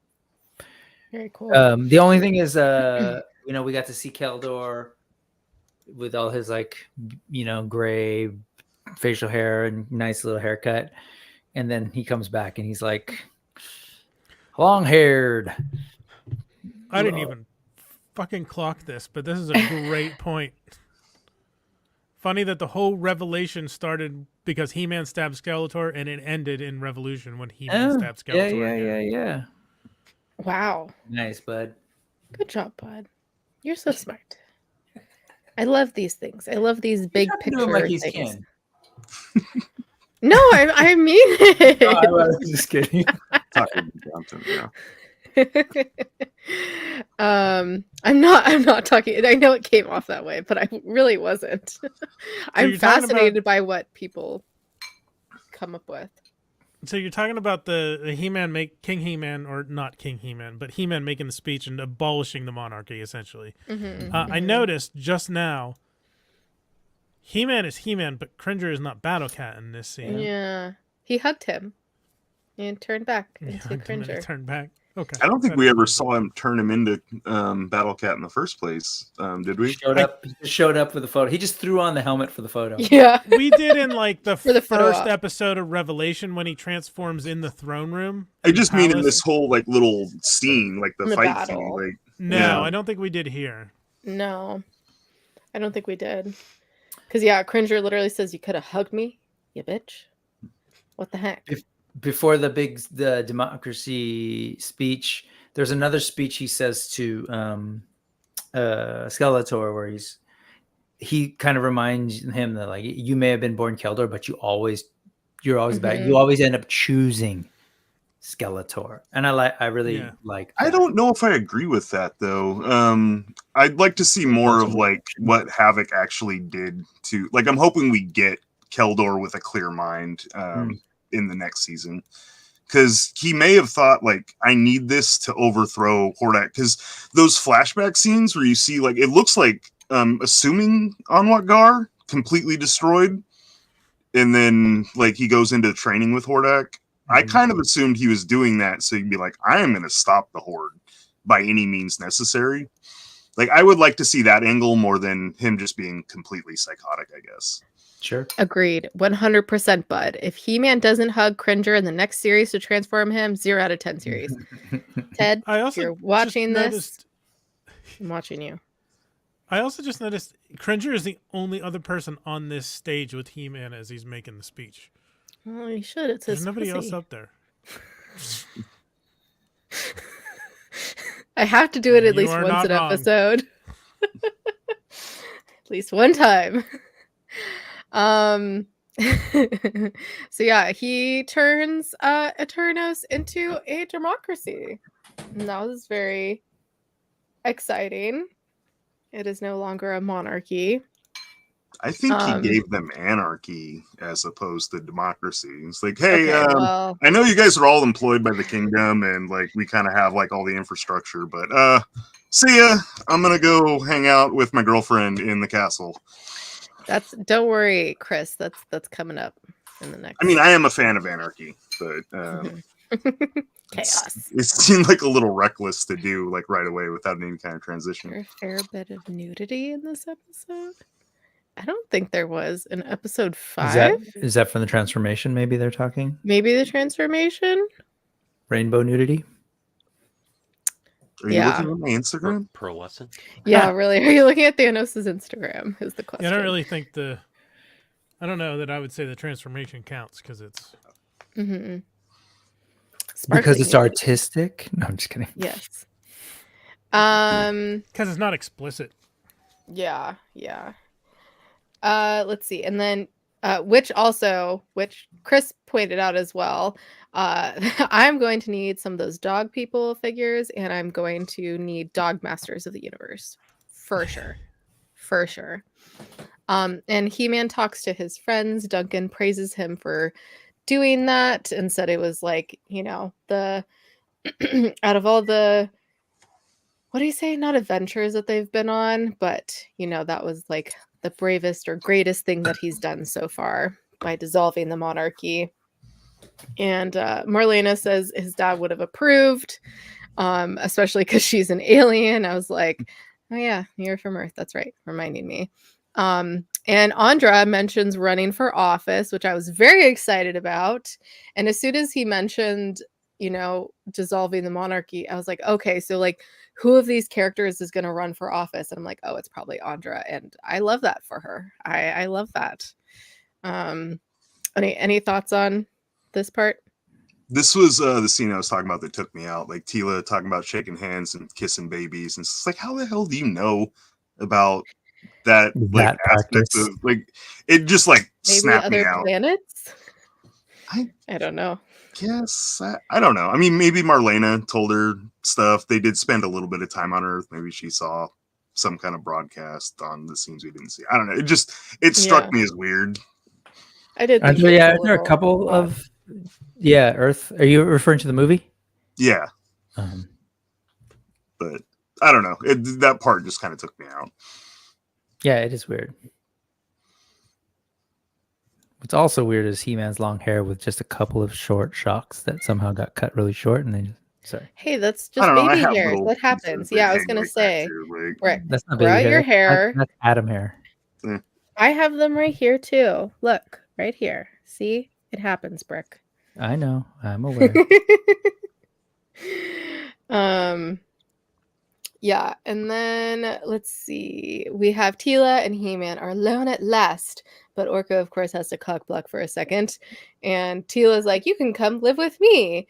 I have a castle. It may be out of town, and there may be a crazy, Skeletor, Keldor in the dungeon, but it's safe." And he's like, "I am safe as long as I'm with you." And I was like, so cute.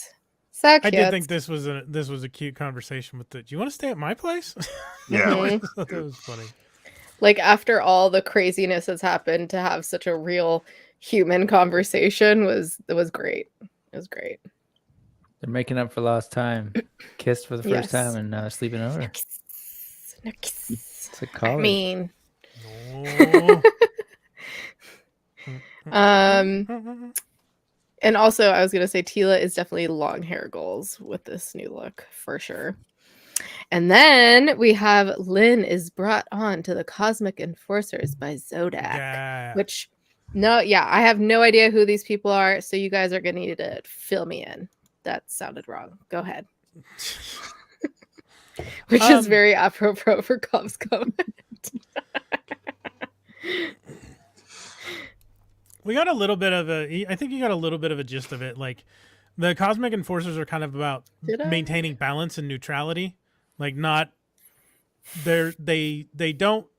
they stop evil, but they don't necessarily try to do good. Like they'll keep things in balance.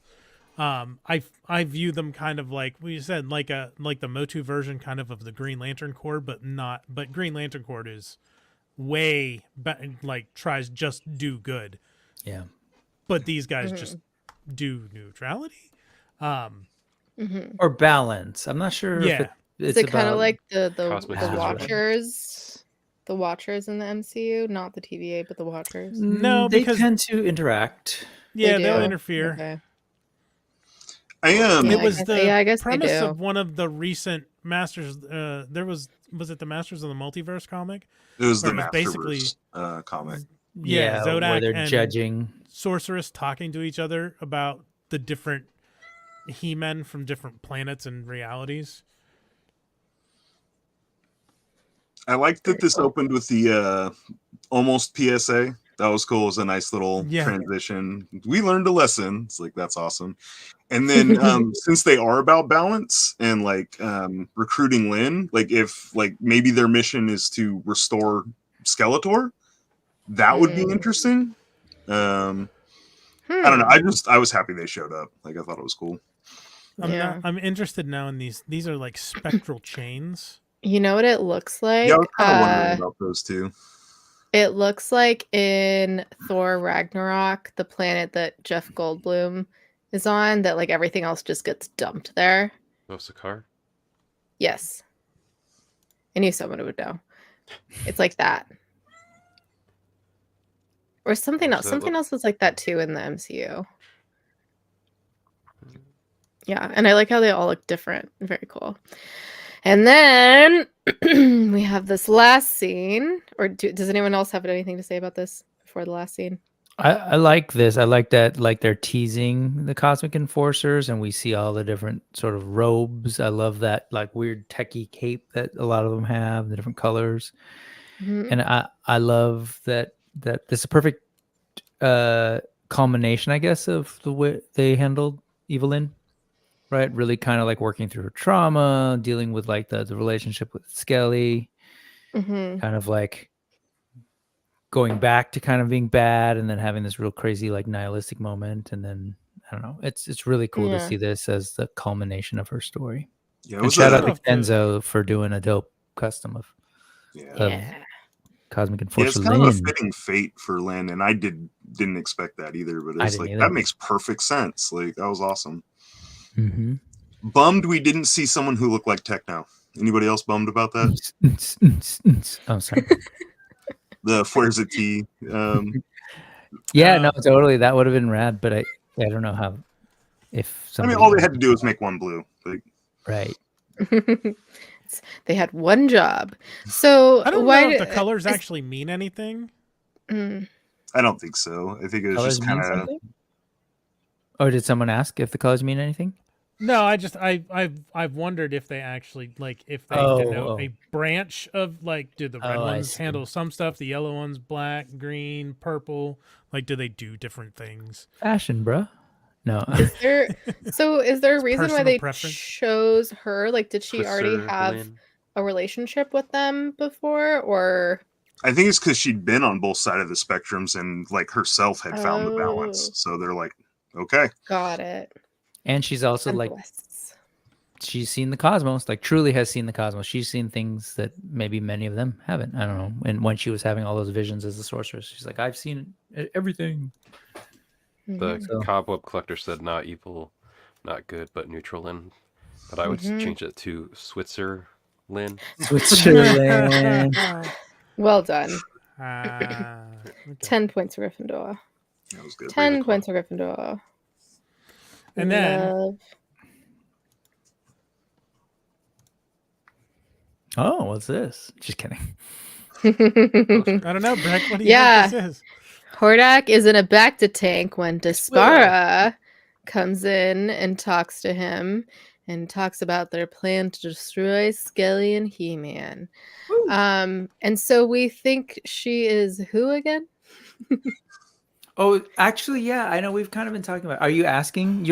Or actually jokingly asking? Kind of both, because I feel like people have said it in a way that's obvious, but then Yeah, I just I get realized like, I confused don't by think it. we've ever actually said it to you. Mhm, Did you watch mhm. the DreamWorks She-Ra show before this?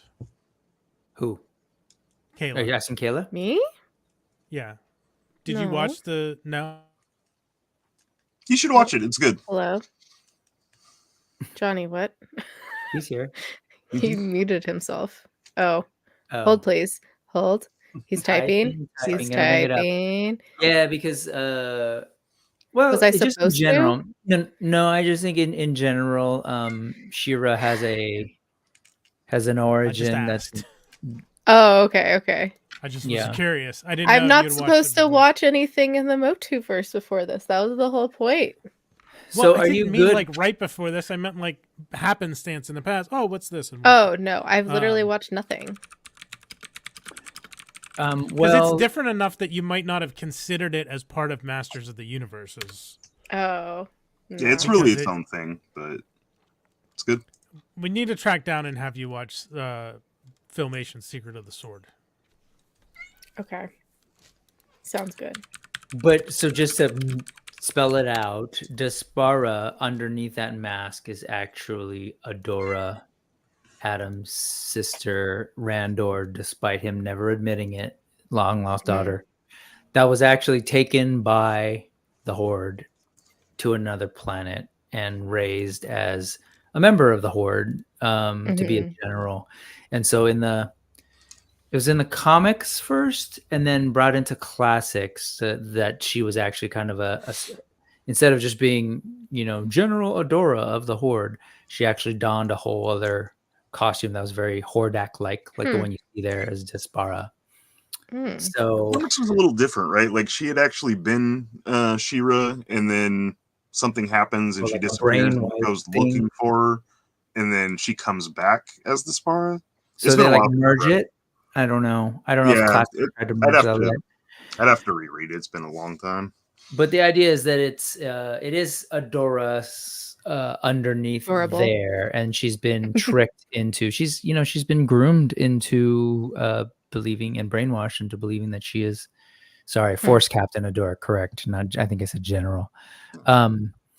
She's been groomed and into being like a Hordak follower, which to me, given everything that they've shown us in Revolution and a little bit of Revelation, is again, it's par for the course of what Hordak does. He like finds people and sometimes will brainwash you and trick you into thinking that you're his like sidekick and you're working for him, but really he's using you, which I think ties back to what Thanos was saying earlier, that how much was Keldor actually being used and manipulated for some reason. Like that's kind of what I was alluding to in the last stream. Like, do they need Keldor specifically to be able to go in and do something on Eternia, to weaken Eternia? And one way to weaken Eternia is like to take one of their, the royal, what do you call them, heir to the crown, or maybe someone that They're also both had magic power, wield the swords and stuff too. So that magic power. Yeah.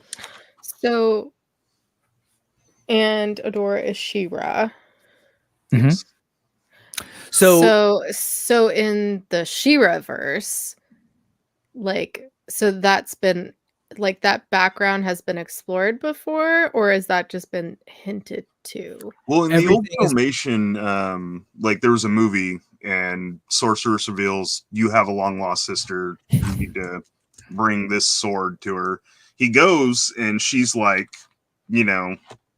Force. What did they call her? Force Captain. Force Captain. Force Captain Adora.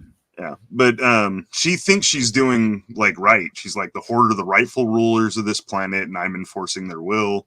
And he kind of like breaks that illusion for her, and she becomes She-Ra and leads a rebellion against the Horde. Okay, got it. Learning. And then the DreamWorks kind of picks up on that a little bit more and explores it a little more. But the Despara thing the Despara character was not in either of those. Yeah, that's a later edition.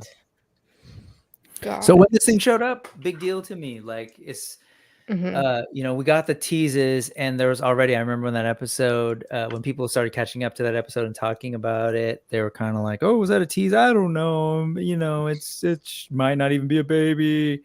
And then they just doubled down and said, "No, for real, we're doing this." I think because it would be it's a lot of work to tease what they just did, and two, it would be a lot of walking back if you don't do it. I think they can still do a very interesting story with her not being She-Ra and just being Mhm. Adora Despara. But I don't even know what the Mhm. rights are like with that. So, but I mean, if you bring her in, people are going to want to see She-Ra. And if you Yeah, don't, like- you're right, they're going to be mad. Like, Yeah. so And they've given us a She-Ra figure. Mattel has recently. They haven't given us an Adora figure. So it would just be weird on multiple levels. that's true. We do need multiple Adoras. We need the Masterverse and Origins. And then Marlena, damn it. And a Cringer. Come Back to on, the man. toy. Give me a Cringer.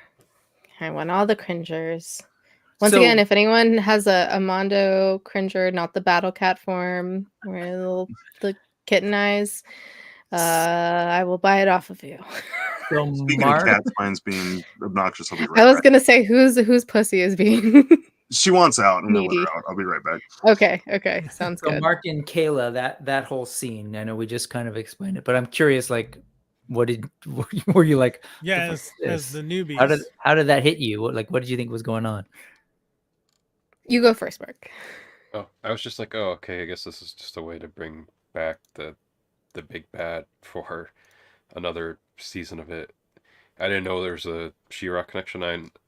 I knew of the character She-Ra, and I knew she was somehow tangentially connected to He-Man and Masters of the Universe stuff. I just didn't know what Yep. all the mythos and Mhm. whatnot, what that was for. But that's basically what I thought was just like, okay, they thought he was dead, but he's actually alive. And now we Yeah. got this other person we didn't know about that's gonna come back with him, come back stronger Mhm. next time. So that's basically the main gist that I got from it.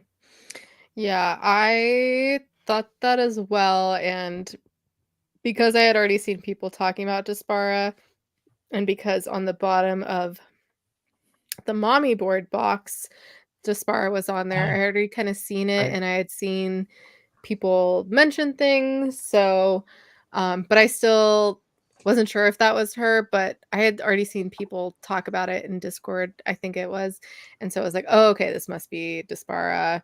But yeah, my biggest reaction though is like, oh, okay, so Hordak is coming back. Like he's not dead. They're back to tanking him. So very similar.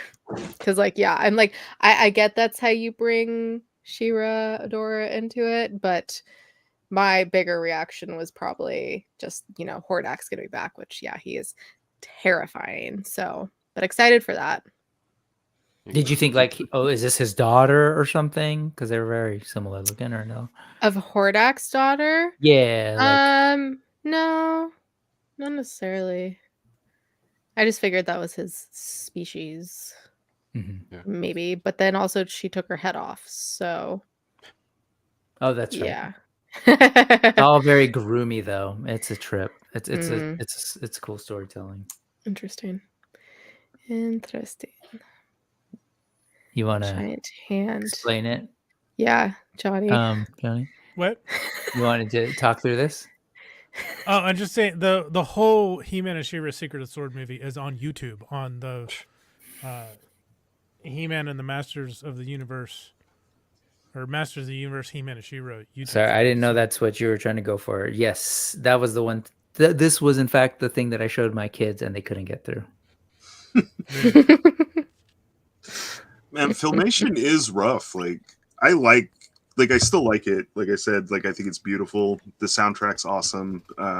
But it's a hard watch. I think There's a few Secret good of the Sword episodes. holds up. I just rewatched Secret of the Sword last weekend.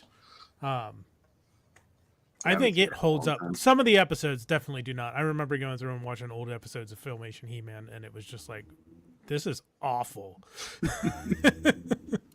But Well, I think you know- Secret of the Sword still works. That's good. My kids watched She-Ra DreamWorks before I showed them this too. So That might be. because I thought maybe they'd like it. It's like, oh, do you want to see what it is like? What is this? Dad, stop making me trying to watch this. Stop trying to make He-Man happen. Yeah, totally. Not going to happen. I realized too when we were going through Evelyn's sort of induction or getting jumped into the Cosmic Enforcers, They call her Lynn of Zalicia, and which is Mhm. kind of a cool kind of connection to Yeah. her backstory. That was in 2000X, and then I think was that also mentioned in the figures too, or like old books or something. It's been used a bunch of times. Like I think it's where Sometimes it's a Remnant different is from, planet. too. But I think she was from the slums of Silesia in this series glad too, right? someone got Those like the this. street shoes like running around. That's right. Anyway, Yeah. Any other thoughts on this episode? We'll have plenty of time to dissect the series as a whole, but it On is the time. Discover scene, I thought the Okay. imagery kind of calls back to the old Fright Zone too, like the Filmation Fright Zone. I thought that was really cool. yep. Skeletor's burn book. Love. Yeah. Any other thoughts before we get into that's what they said? Before, I just wanted to ask again, since we have Mark, like I'm fascinated by both Kayla and Mark, this being like your first time looking at Motu. Is there time to hear from both of you? Like what's your overall, were you surprised? Were you like, what's the big deal? Why do these people always talk about Masters of the Universe? Or like, I'm just curious to know how this lands for new folks who didn't really know much of the past stuff. Mm-hmm. Do You wanna go first, Mark. Kayla? Okay. You go. You go. I was just gonna say, for me, at least with Revelation when that came out, I didn't have any basis for like why a bunch of people were mad at Kevin Smith for different stuff, and that I was like, why are people mad? I don't understand. Although We still don't know. yeah, but and then yeah, I mean, Because and people like I said, suck. People Yeah, people exactly. are awful in general. Mm-hmm. People terrible. I don't recommend them. Same. Sorry. as Chris O'Dowd said in the IT crowd, people, what a bunch of bastards. But yeah, I mean, I really enjoyed it. I at least this iteration of it, I liked. Like I could tell like the injection of like Kevin Smith-ness into it, between like the kind of like humor overall to it, and he always kind of like talks down on himself as far as being able to like do stuff outside of his wheelhouse. But he's done a great job in like directing episodes of like The Flash and Supergirl, which because of those connections, that's where you get like what's his name? Chris Melissa. Wood. And Yeah, Melissa Chris Benoist. Wood, yeah, as He-Man, Yeah. and then Melissa Benoist in there, and then outside of like Mark Hamill, William Shatner, And everybody. And sorry, whatnot. Mark, real quick, Mark. Something I brought up in one of our previous streams. Like he had a pretty celebrated run writing the Green Arrow comic Yeah. book. Like And Daredevil and Yeah. yeah, and and Daredevil. Batman. Like this is Batman to not himself. new territory for him. This is in his wheelhouse, even if he wasn't super familiar with the property itself going in. I'm Yeah. sure he caught on real quick. Yeah, I know he's a person that like likes to like basically talk down on himself with like how good some of his stuff actually is. Mm-hmm. But yeah, I mean, I enjoyed this a lot. I think I'd look for more stuff to watch now of this, and I definitely would be interested in watching like if they do like a part 4 of this. I don't know if I would check out the CG He-Man that's currently on or not. Basically, I'm not sure. Just depending on what the tone of that one is. For There's what also it's worth, Netflix She-Ra. It's yeah. younger. For what it's worth, the CGI He-Man, I watched it. I liked it a lot more than I expected to. I thought it was really fun. Yeah, it was good. I did too, but it's I check definitely that. skews younger storytelling wise, but it's cool. It reminds me of a lot of the other and actually the other DreamWorks animated shows on Netflix, like the Guillermo del Like the Toro? Trolls. Yeah. Not troll, not like the Trolls No. movies Trolls, but like the Troll Hunter. Troll Hunter. Guillermo Yeah, del Toro. it very much reminds me of that sort of like type of storytelling and character designs and everything. Nice. Yeah, and the 2000X He-Man and the Masters of the Universe, the Mike Young Productions one, is really good. That's probably my favorite. It's weird. My favorite episode of that is the one that's like completely in the past and has nothing to do with the rest of the series. It's a With good King episode. Grayskull and Vina and all of that. That's my favorite episode of that show, but it has nothing to do with the rest of the series. It's a great show. I think it's I don't know, the animation on it always kind of bothered me a little bit. It's like a little felt too dull, and I don't know. Lacked budget too. It was that weird time in animation where I feel like it's like they skip cells or something. Like there was like yeah, but anyway, But it was a good show. it was good. Yeah, I pretty much same thought says Mark. Like I loved it. I'm like, why didn't I watch this sooner? And you know, I haven't watched anything else Motu, but just from this, I was like, oh, okay, I get it now. I get why everyone likes it. I mean, especially if you do like Revelation and now Revolution. I was just like, oh, okay, I get it. Like this makes a lot more sense. You know, that's also just my bias because, like I just said, haven't seen anything else. But yeah, same thing. Want to see other things. Probably will watch the Netflix She-Ra next, or maybe the DreamWorks. I guess didn't know that was a thing. So yeah, big fan. But yeah, can And get real quick, more to be into clear, that. Netflix She-Ra and DreamWorks She-Ra, it's the same thing. I Yeah, don't know. they're the same thing. They're the same thing. Oh, it is? Mhm. Oh, DreamWorks made it, okay. and it's on it. Yeah. Yeah, It's The not DreamWorks series, right? DreamWorks had a Okay. deal for a while with Netflix for like animated content. Got it. Okay. I feel like most people just say Netflix She-Ra, so that's why it threw me off. Cool. All right. So before we get into our wrap up, we're gonna do our That's What They Said. Thanos and Mark, are you good to stay for That's What They Said? There's not that many to do, anyways. Okay. Cool. So we bring on some other peeps. We're gonna do it really fast, and then we'll That's what she move said. on. Or Yes, that's that's what they That's what said. Chris, shiny plastic people, welcome. Nice. Welcome. I have that shirt, kind of. Yay. It's like black and white. though. Allison Troy, Retro Toy Hello. Princess. Welcome. Neither of the other two people have their camera on. Eldor Oz, are you ready? I don't know if Oz is. While we're yet, waiting, but Chris, I think with your hair. This is in the clubhouse. I have to maintain a brand there. There's Oz. There's Welcome. I'm here. You made it. You are ready. Okay, you're doing a whole entrance. Eldor is making his entrance. coming in from Eternia. Oh, you're muted. I don't know if you want to be muted. Hello. Just having connection problems. Hang on a moment. It's a long distance call, you see. There he There we is. are. There From he is. Loud From and friendly. Eternia. As As much as I sorry, Basil, that we're still having a bit of an issue there after Motherboard did her thing and cost Grayskull, so we're still tidying up here and there and what have you. As much as I love this group of people, I need to step away. I think I did a bad job of communicating how long I needed to be on streaming today, and I'm That being is fine. summoned by the by Orko and Gwildor next door.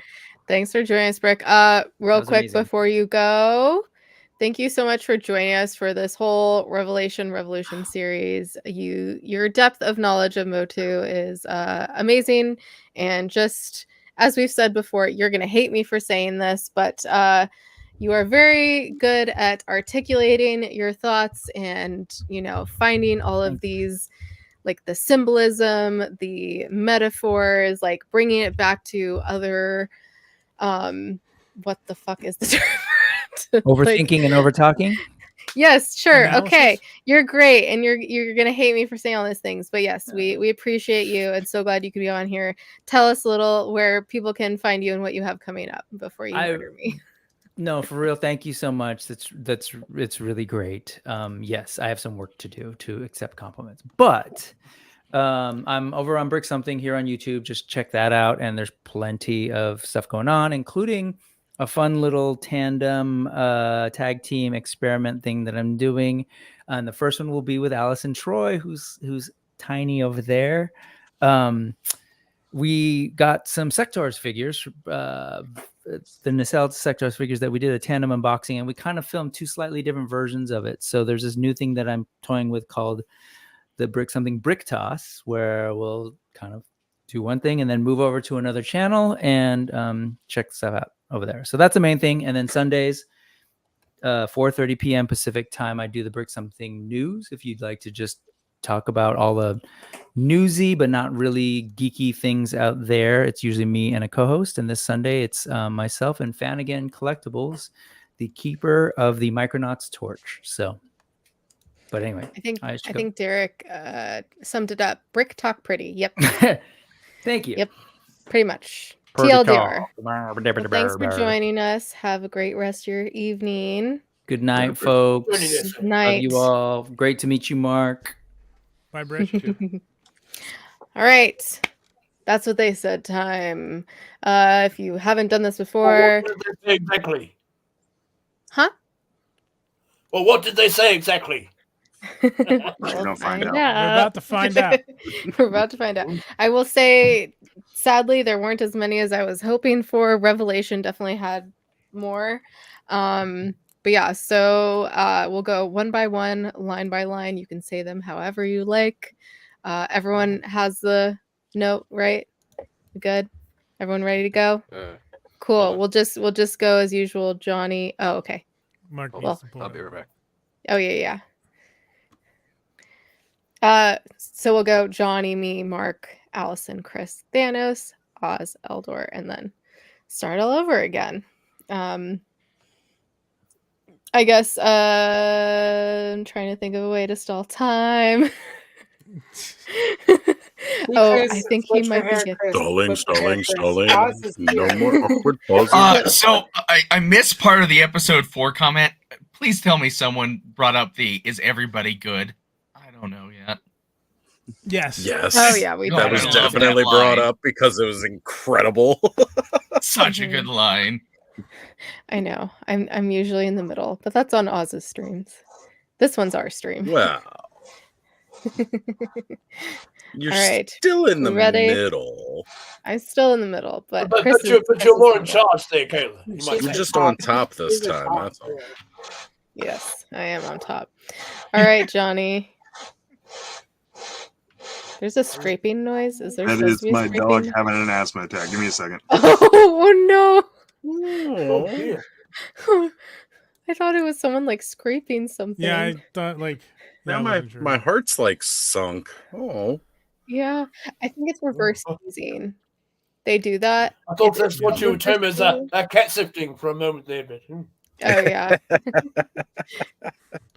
So funny. Yeah, you can hair flip everyone in the face. Just got a massive hair flip all the way around. Yeah. So good. Okay. Well, more pausing. While we're waiting, how's everybody's week? It's fantastic. It's over. Thank God. Right? It has By been Wednesday. stressful. So stressful this week. So Why? terrible. I think there's something in the cosmos because my roommate, well, the one that works, her week was like very stressful too. So I'm like, I don't know what's going on. Yeah. I don't know what's going on Yeah. with the universe. Coming into the Lunar New Year, that's what it is. You know. Maybe. The Maybe. weather got my, is insane right now. Okay, I mean, I I'm hate to be sorry. that He might guy. do it again. He does it from time to time. Was it reverse sneezing or was it asthma? Yeah, he gets like a mucus buildup. He has a lot of allergies. He has a lot of problems. He's a sweetheart, but he has a lot of problems. I'm sorry. It's okay. All right. That's what they said. Motu Revolution. And scene. Time for Plan B? A man at arms always lends a hand. You were incredible back there. I'm sorry, I just threw up a little. Oracle, I need a hand here. But you got to do it one more time when we're not laughing. Orko, I need a hand here. Keep it up. Just a little bit longer. We're almost there.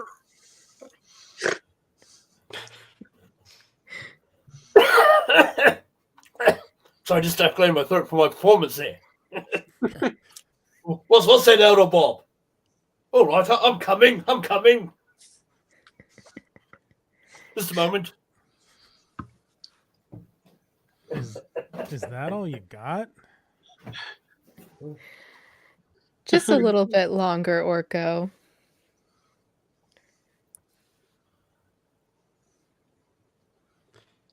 We're almost there.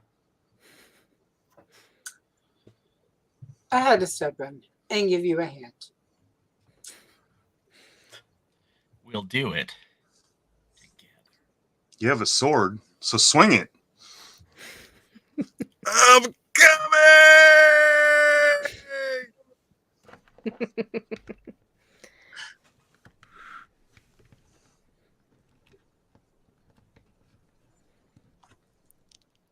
Oh, it's me, yeah. Yes. All right, I'll finish it. I'll finish you. That's when I'll finish you. Yay. Good job, everyone. That was perfect. Everyone got one. That was great. Oh, Sorry. awesome. They had to learn my lines last minute, you know? Oh, you're fine. It's a lot. Mark, do you want to stay on for the wrap up or you want to head out? I know you're not feeling too hot. I'll head out to let the rest of you guys go. Okay. Well, thanks for joining us. First of all, I hope you feel better. Do you want to tell Get better everyone? soon, sir. Yeah, I want to tell everyone where they can find you, what you got going on, all that good stuff. Yeah. So the most relevant to this show and what we're talking about is Animation Fascination. That's it. You can go to animationfascination.net. That's just a podcast about animation and all of the spectrum that it covers and whatnot. So that is a podcast that's existed on and off since about like 2011. Just talks about like visual effects in movies, CG animated, hand-drawn animated, claymation, stop motion. Pretty much, if it's some variation of animation, it's covered on that. And then, of course, with Mark Hamill on the show, I have Hold a Maneuver, which is a Star Wars related podcast. That's at holdomaneuver.com, or for people that can't spell maneuver, it's holdopod.com. And then the last one that's probably the least relevant to the show would be the richmondwaypod.com, which is a Ted Lasso rewatch podcast, which is about to start.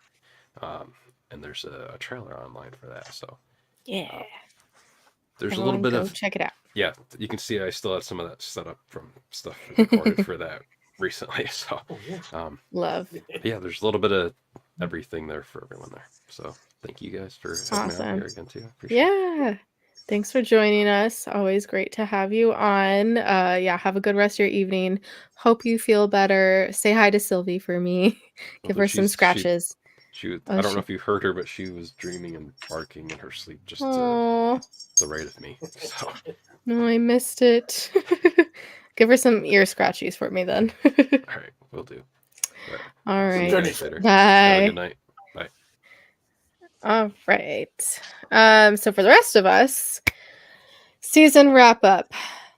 Go. Someone else talk. I'm so tired. Loved it. I appreciate the 5 episodes. I thought the pace was amazing. I would actually, like, if they're not going to continue with Netflix, I would love to see them just do like what they did here as like movie drops every so often. So. Yeah, I shouldn't have asked. I thought about asking in the chat, but Ted is Netflix, so I would be like, "Hey, if you guys drop it, like." Yeah, well, somebody else. That's a good point. Yeah, that is a fair point. Yeah. Yeah, if it's their internal, then I guess it probably won't be shopped around. I don't know if it is like theirs or if it's just like is it a joint production or is it Mattel and then it's going? I don't know how any of that works. I don't know why I'm asking. Well, he's like a producer on it, so in some capacity Yeah. they're involved. So. Okay. Either way, I was like Thanos. I was a little worried about pacing wise with only 5 episodes, but they did it so masterfully that, I was just like, I don't think they missed anything, but want so much more out of this. They could have done a few things here and there to like fill out and stuff, but I loved the pace. Like I thought it was a damn near perfect season. Really? But I suppose with most of these endeavors, they do leave it open at the end for possibly continuing. As we know, we've seen Despara sort of unmasking, although they didn't reveal who it was under the mask there. So there's always these little tickets that leave you with the possibility of seeing more, as we did with the 87 movie. You see old Skeletor come out there saying he'll be back. Of course, we're still waiting, but I mean, came back in toy form recently, so. That's right. Ted said the movie is canon, which kind of confuses me because that means then that Revelation is the second time Skeletor has held the power. That's true. Fair point. That is very true. It wasn't the first time, but I feel like that was everything is kind of canon. Like there's they're just kind of like a little bit of this, a little bit of that. Well, it could have been a similar adventure, so not necessarily relating to the events. I feel like it's how Batman and Green Lantern was when they did the DC 52. They're like, yeah, all that stuff happened, kind of. Right. Yeah, don't worry about how it actually works in that timeline. It kind of happened. Yeah, that's the feeling I get, but I'm fine with that too. So yeah, I mean, like in this universe, it was Jennifer Aniston that worked at the barbecue place, and instead of dying in a plane crash, her parents were in a train accident, and her boyfriend was played by the holographic doctor from Star Trek Voyager. So yeah, there we go. Kind of Robert Picardo. Yep, he was pretty attractive for the day. Oh, yes. Anyway, sorry, got lost in his eyes. Anyway, lost in the moment. But yeah, this season was just wonderful. I felt like there could have been an episode or two to kind of just add some breathing to it. Like there were some points where like, oh, we love the action, but there could have been a little bit of falling action between some moments to really help build it up. I would have liked a little bit more of Randor before he died with Adam in like a like slower pace moment where they were actually talking about the responsibility of the crown and stuff like that. Like it was a little bit sudden indeed. That was such an emotional scene, though. Like, I got a little bit of spoiler information on that. When I found out that was all going to be in the first episode, I was like, how do you do all that in just the first episode? Like, and you go from having him in this battle to him dying, one episode, funeral, like he's gone now. Like, whoa. And then it was, they did it. And it was still just very, very impactful, like from the start. Like, you hear Randor's always wanted to have pride in his son, could never have it because he thought his son was a lazy jackass. And, then, hey, by the way, your son's been He-Man for all these years. Now you finally go on these adventures. You could go do this. And it killed him. It was like, oh, man. But like it made a very, very big statement. And some action's not really for the faint of heart, I see. But that's how they started this season, though. So somebody said in one of our previous streams, somebody said in the chat something about they thought Randor was poisoned. And Brick said something to the effect of he had a theory about that. And I think part of it relates to Motherboard said to Hordak phase 3 of the Keldor plan is in sure, whatever the word is. I don't is progressing, like they're in phase 3 of the Keldor plan. So maybe phase 1 was poisoning and getting rid of King Randor, and maybe it wasn't just natural causes that he died Right. from. Well, The we've all organ talked about this failure, being as the they call long it. game, right? What if Yeah. phase one, because I know I've talked about it on Toy Frenzy with Yuka, but like, what if like phase one was Keldor getting left behind when Hordak's running away with Adora there in that Well, yeah, scene? it could be.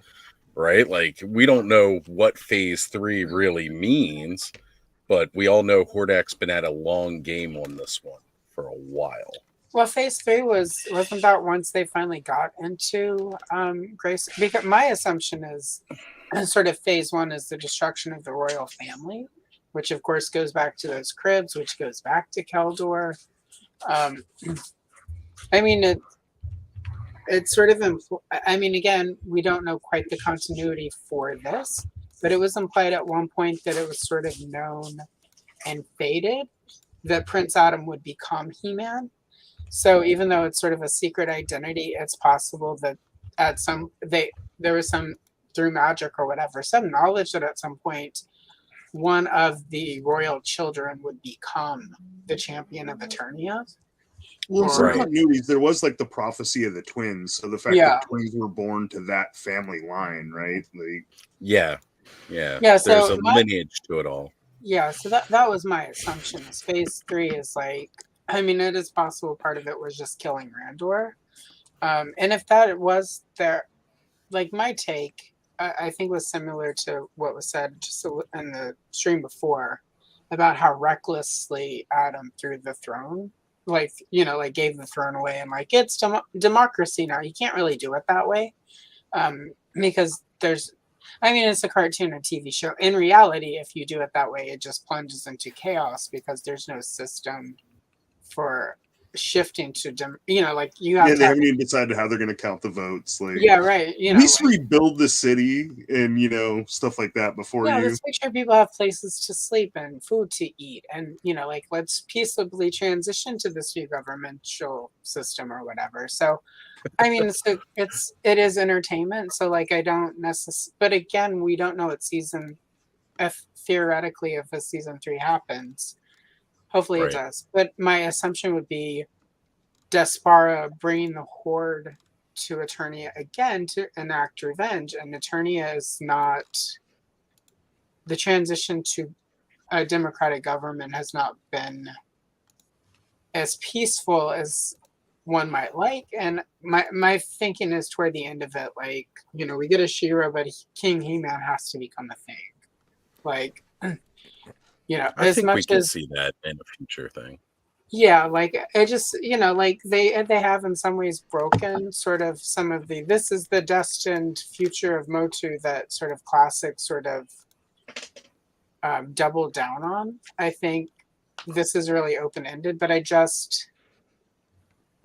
like there have been, if you've read anything about the way governments work, you can't really easily shift from a monarch system to it takes a while. It's not an overnight Andres president, hurrah. And lots of paperwork also. Yeah, lots of paperwork and red tape. And, who's going to take the trash? England is kind of a good example. They still have a monarchy that is like technically just for appearances, but there's still some ties. Like they even all these years later, England hasn't completely freed itself of the monarchy. So good storytelling for next season would include that not being, and that being a rough transition, and that's part of what Despar and Hordak and the Horde would exploit. Anyway. Yeah, that could be good. So we heard from tampering with the votes, you might say. Yeah. Thanos, Chris, you talked. Allison, you talked. Oz, what did you think about things as a whole? This really helped flesh out what I think a lot of people didn't fully appreciate or like of Revelation, which I think brought a lot of people back to it, which is a good thing, because with the way, sadly, things were done with Revelation, like, it was panned before it ever hit screens, and that really, really hurt it in the long run, because it's like that in of itself was an amazing story. Then we get this, with Revolution. Everything that happened in Revelation was necessary for these events to transpire just this way. And I know they said that they had kind of planned out this whole arc. And, if people had just given it a little bit better of a chance, we may not have had to wait so long for this portion. I think like the argument people had where it's like, oh, they said it was a like direct filmation thing. They always said it was a continuation of the classic era. I think people there was one line when he's talking to Pixel Dan and he says like the old show, but that's like the only time it was ever referenced as a continuation of filmation. The rest of the time it was the classic era, which was multiple different continuities. I was going to say, which class, which old show? Because all of them were, old by that time, from Filmation to New Adventures. Even 2000X was 20 years old by the time we were talking about this. By the time. Yeah. So, he certainly wasn't wrong, truly misleading in any way, because they were all old shows. And that's what I love about I suppose we don't know what show he'd seen or was referencing. Yeah. Right. One of the things that I really loved about Revelation and Revolution is callbacks to every continuity of Masters of the Universe that we've seen. And it really pulls them together in a great way, including the newest stuff with the CGI, throwing that little bit in there too, which I loved in CGI when they had, Revelation animation come into the CGI show. If y'all say I'm spoiling CGI, why haven't you watched that yet? Go watch that too. Fine. I'll watch they just it eventually. knocked this. You go watch it, Kayla. Come on. It's fun. It's a fun show. It's great. Yes, I'm going over it again in seconds myself. Yeah, not bad. Well, I think it was episode 2. Duncan says to Adam, the scepter and the sword, it's all the same thing. That was specifically, I think, imagery out of CGI. When Keldor goes to the castle, he picks between the scepter or the sword. Yep. Yeah. Like it's definitely intentional, and I love that. I do like that Duncan was like the only one that had the sense to be like, no, you need to be king. Like, he's the only one that told him, like, you should be king. I appreciated that. Eldor, did you have any final thoughts about the show as a whole before we wrap things up here? Oh yes. I just went over it again a second time there last night, and yes, I felt it did flow on a bit more comfortably than the first in some aspects, but yes, I did enjoy the rather nefarious plan there of old Skeletor motherboard and the old disguise switcheroo there, and to eventually take over everybody in Eternia with the old chip to the tongue and doing a bit of the old, pandemic jab or whatever you call it. Yes, I suppose it would have made things a bit easier on the bad side there to take control of everything. You'd have less resistance, and then if you put on a bit of a ruse there to fool everybody, it's easier to not waste all the old resources there and taking over the land, as it were.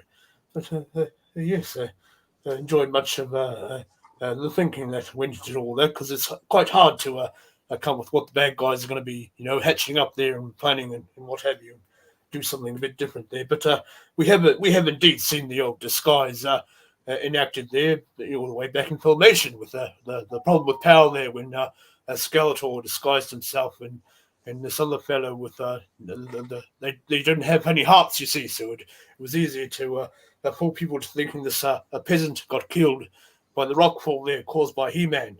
And in the same exact episode, you do see Tila taking up the mantle of the hero, because of course He-Man was feeling a bit sorry for himself and felt he abused the power there, and so he got rid of his power sword, you see, and when Skeletor was back to business again, there was no one to protect everybody. So indeed, Tila, she took up the mantle of the hero in that episode and went out on a rather dangerous mission to destroy the portal that was being created there. But yes, They could also explain the poisoning thing. Maybe Skeletor disguised himself as Chef Ellen there and put something in King Randall's dinner or something. But no, We overall, I have- did enjoy that. I felt more of a sense of Yeah. earnest adventure there. I did like how it all came to be and what have you. But Yeah. I was taken for a 6, as many were with Gwildor. The voice change there. Many people thought it might have been old Captain Kirk there. But I know I was pleasantly pleased with the Gwildor-esque voice as we headed in the 87 film. Yes, indeed. And we have Cobweb Collector joining us. Welcome, welcome. Since everyone's kind of given their general thoughts on Motu, if you first want to talk about your background with Motu, which Eldor, Johnny, do you want to? 1 second? Yeah, Yes. it's almost 1:30 here on the East Coast, so I have. Yes. I'm taking What? off. I was wondering when that was going to You're happen. geeking the F out. I'm geeking the F out. Yeah, I've been at this for what? You guys have an had a hour run. now, so. Thank you, everybody, for joining us talking about. I Motu. will It was be awesome. here. I will be here. I don't know how much I will be here, but Kayla's gonna stick around and run things. Yes. Just make sure you hit that end stream button. I will. Just Kayla is here. Present is maybe. Yeah. Love you, Johnny. Thank you, everyone, and good night. Yep, the yawns are coming. Hi, Johnny. Oh no. Johnny, No sir. yawning. I almost just clicked the end stream button instead of leave studio. Johnny. Way to make What's it. wrong with You naughty. Can't pull Deuces. AJ. It's not New Year's. Yeah, exactly. Peace out, Cub Scout. Well, Yeah. I suppose my background story is rather Yeah. self-explanatory, really, having lived in Eternia all my life. Well, I did sacrifice my life there at one stage, so I was off traveling the greater planes of existence before traveling back through the great forge of the universe, and I retook corporeal form there. So, yes, as you were there, Cobweb, say. Yeah, Cobb, what's your background with Motu? For me, Motu is my first toy that I remember falling in love with as a kid. Filmation cartoon, watching that all the time. So since then, grew up, got out of toy collecting. I don't know what age, like 12 or so, 12, 13. And collect a little Star Wars in between, into that. And when Origins and Masterverse and all this came out, I got all back into it. Thought, hey, what was my first love as a kid? It was Motu. So the recreation of the Motu Origins figures and everything, I just had to start collecting those, and it has totally gotten out of hand, as you can see. We've got them everywhere now. So just falling back in love with Motu again, and having this new cartoon and everything for us has just been so great. I'm not very picky. I'm like, if there's Z-Man out there, I'm gonna watch it. So it's been awesome for me the last couple of years. Yeah. Love.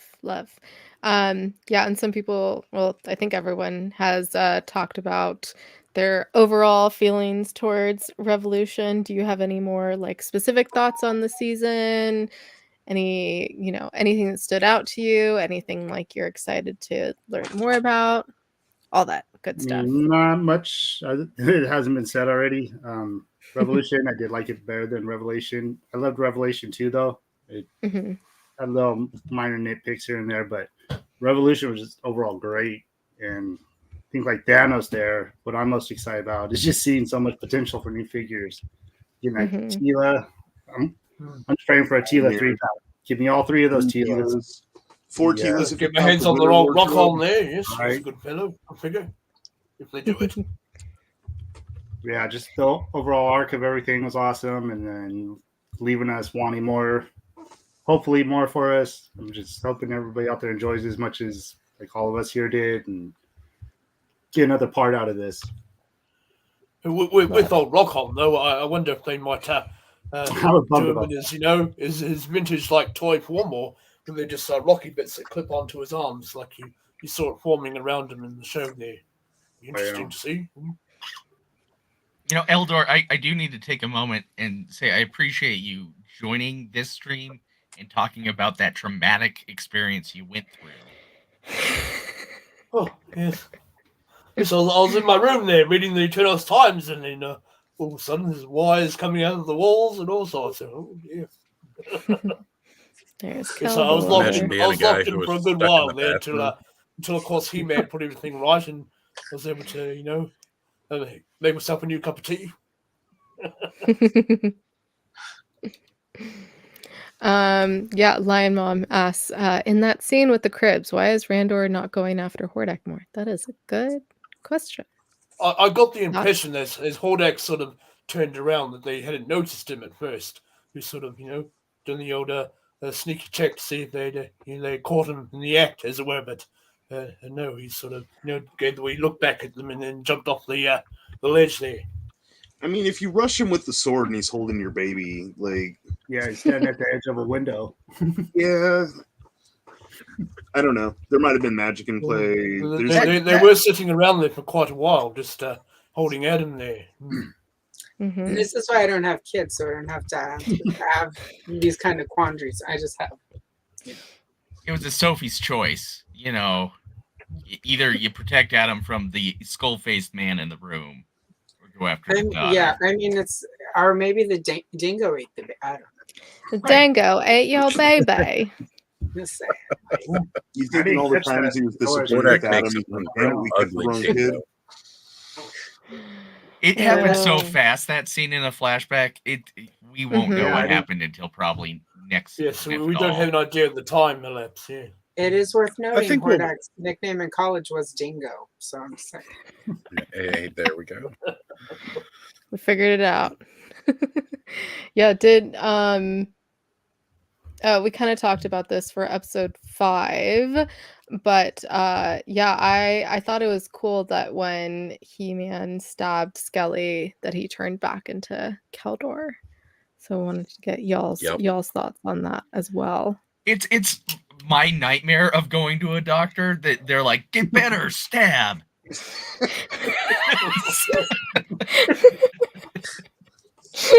Well, there was one idea I had when we were talking about this in some other show. Might have been the old Toy Frenzy or something.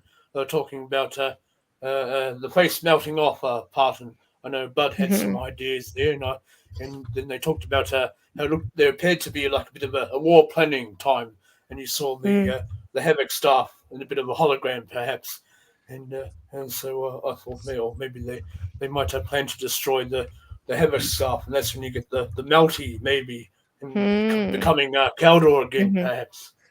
So, or maybe he looked into the Ark of the Covenant, and when they told him don't look at it, Keldor, and he looked anyway, and then he chose unwisely there. He was like, "No, it's so beautiful, Indiana. I must look," and then his face melted off. That was just a nod to Star Wars. Everybody could get stabbed in the stomach and still live. Yeah, but maybe he had his old earbuds in there. Was listening to a somehow a band at the time, and it melted his face off. I think it's a super interesting direction. Like, I'm really looking forward to seeing what he's actually like how insane he is or how lucid he is. And he saw Skeletor's reflection in the crown. So, like, is Skeletor going to be the voice in Keldor's head this time around? Like, I'm down for it. I just want to see how it plays out.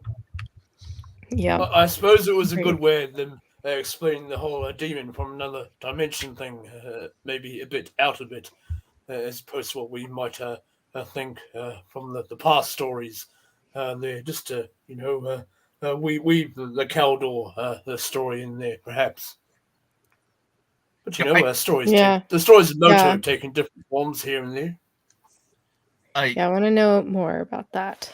I was just gonna say, I thought actually the idea of Mark Hamill's portrayal being a shredded, vocal corded William Shatner worked pretty well. Mm-hmm. The two voices together, I thought that worked really nicely. Definitely. And how excited is everyone about Despara at the end? I'm pumped. I'm intrigued to see what they do, how they build it, since the rights are so goofy. I know Allison is kind of the expert. I felt very ambivalent about the inclusion of She-Ra or any form of She-Ra. Just saying. God, more powerful women. I know. Oh no! It'd be the How word. Oh dare no! they? How dare they? I mean, look at your background. Nothing would say otherwise, right? Nothing. We need Princess Power figures. I've been buying all kinds of other female Right? figures. It's like, I think since that Power Princess, I'm buying all these other girl figures. I need some Princess of Power. Yeah, we're That Right. Vampirella's on sale on Big Bad. Not a Oh, great God damn it, Thanos. I wouldn't have came There here you if I go, didn't Thanos. It's not a great sale. It's like Keep that still clubhouse $60. spirit alive, Thanos. Enable everybody. Well, yes, but I saw Kenzo's custom there Kidding. of the Cosmic Enforcer evil wait. that he did. I've got a spare Zodak Masterworks Allison's line gonna get out there, hers. so- Thanos, hold on. So I thought I might. Oh, we're get, all gonna hold them up. I just happen to have a spare one. Does anyone else have one? I hadn't Chris? actually picked her up, I'm and then looking I for saw her him the at other day. I Ross was like, right okay. now. I almost had her. I Mine was pre-ordered missing her. a You strap. see, with Thanos, keep with it up. I think Roboto. Thanos is getting, or sorry, Chris is getting it. Oh, yeah. Mine was Someone missing- take a missing screenshot. strap, so I got a second one for free from BBTS. So Bud, I Nice. know you're watching. Hit that screenshot, Yeah. buddy. yeah. Yep. You see, Don't I say missed out on cheese. Roster there. Sierra Because Mattel. I had pre-ordered her with Roboto, but the fellow, he had issues with his carrier company and they lost the orders, so I ended up just swapping over for He-Man and Web Store. There, you said either a swap or you pay the money back, a bit of a refund there. Shipping I from was the gonna US say to though, Australia is terrible. with Despara, like from that first flashback, I was like, oh my god, are they doing that? Like really, they're doing that? Like so, Yeah, like, I was even thrown for before it, she so I showed up didn't as Despara, which was awesome. Right. I was like, wow. So Seeing the two cribs, knowing where Hordak was going, I was I didn't like, catch the cribs until my second watch. The crib with the And stuff. she mentions a whole I didn't prime notice it on there. the first watch through So, either, yeah. but somebody posted a still of it, and that's when I saw like all the like little details. Yeah, I didn't even see The anything. stills just when I went to my saw all the second watch so toys. quick. Yeah, that's when I noticed the gray skull and the Cringer. Mhm. The little Yeah. Kenzo, Swiftwind. but I think I was more focused on like what was going on. Nice. Like, the Yeah, stuff. me too. So there's my classics Despara. I know. I was about to make a Hold custom on. one, but then we got one coming Wait, in. hold it up again, Allison. I know Oh, how to do yes, these things now. along with Bo and Peekaboo and a Nice. few others. And Yeah, even we better, are getting those Princess of Powers coming. And Despara is going to be there too, so I'm Are you excited. swapping it? When did that get announced? we know just Toy habits at some point.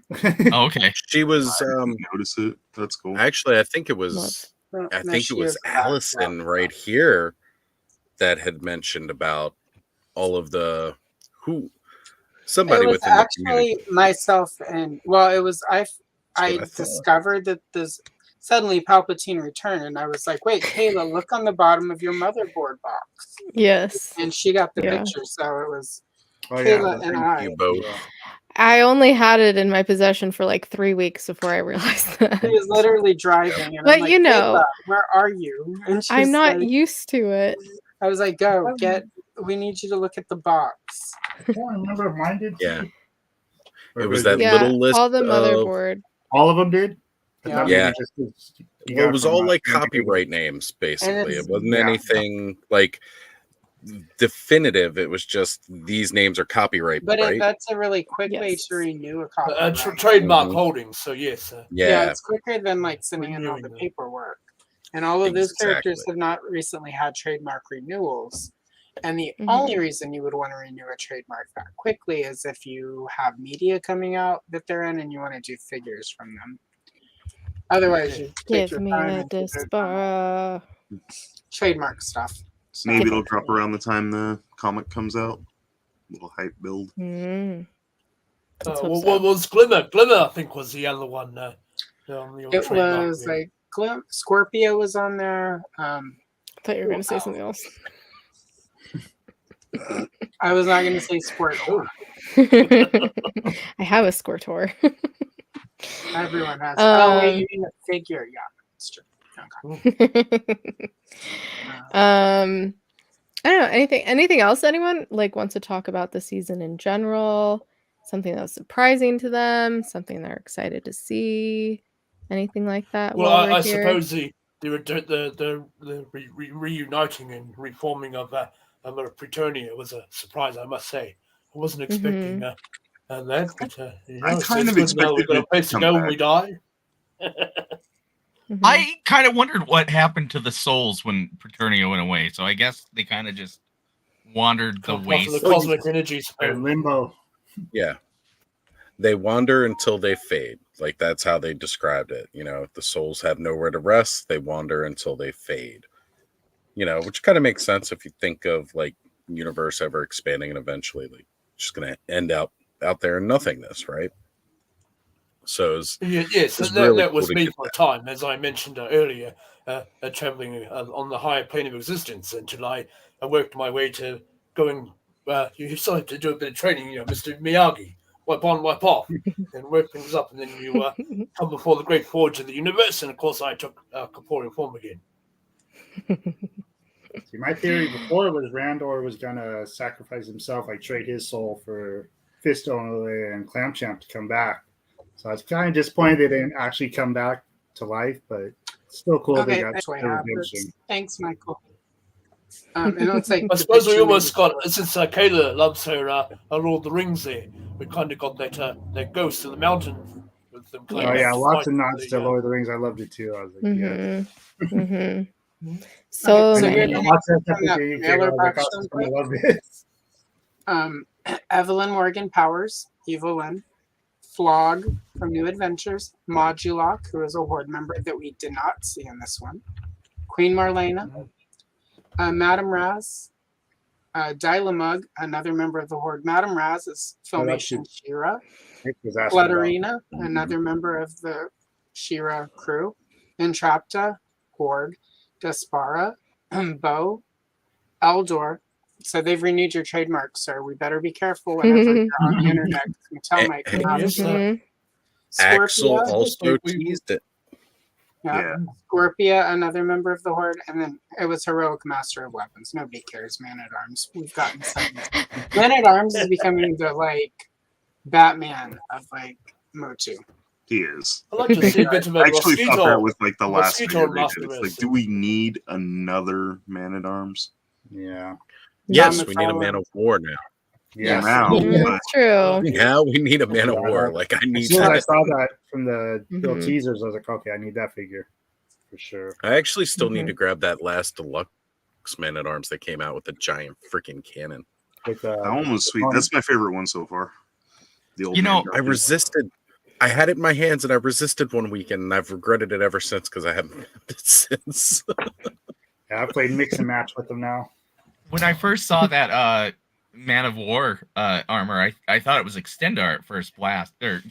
So I kind of wonder if maybe that'll be an evolution of that armor.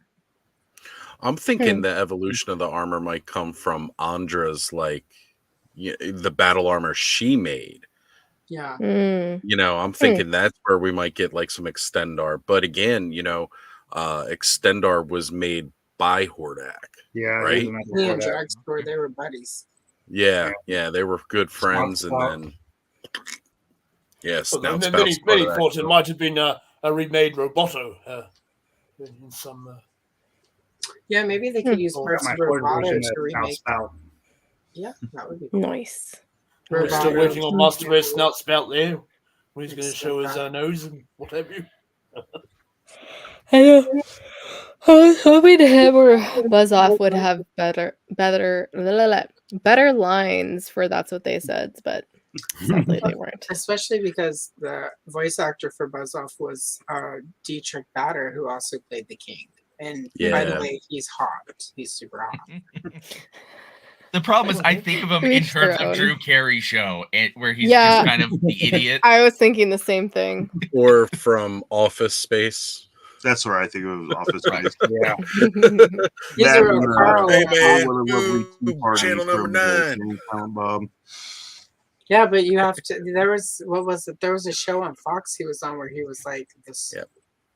He was like in a black leather jacket and he rode a motorcycle and it was like 1993 and yeah, it was a different time.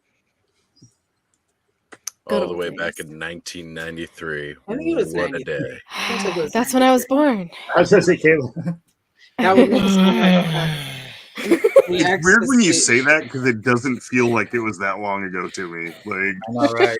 Well, You It that's know, doesn't I think either. yeah, like My life just went like that. you I got to have to accept remember I'm old by other people being older in a. when we It's were all just watching that 70s show, right? We are now as many years from the 90 as we were from the 70s when that show aired. it's And like it the great felt the same. philosophers of this 90s said, what was it, Zach and the other one, like in an mbop, it's gone. It's just gone. Yep. Oh, yes, pretty much. Yeah. It's hitting in about 3 hours now. Probably should start wrapping things up. Any Sure. other wrapping it up even more. honestly, Any like other I All right, love the love. who's got the I got nothing. who's got the on that. Christmas wrap there? Who's got the paper? Yeah. I've got the tape. Oz I got got some your around Beauty here Bee somewhere. box, All right. so we Any can other wrap it last up. thoughts before everyone shouts out their stuff?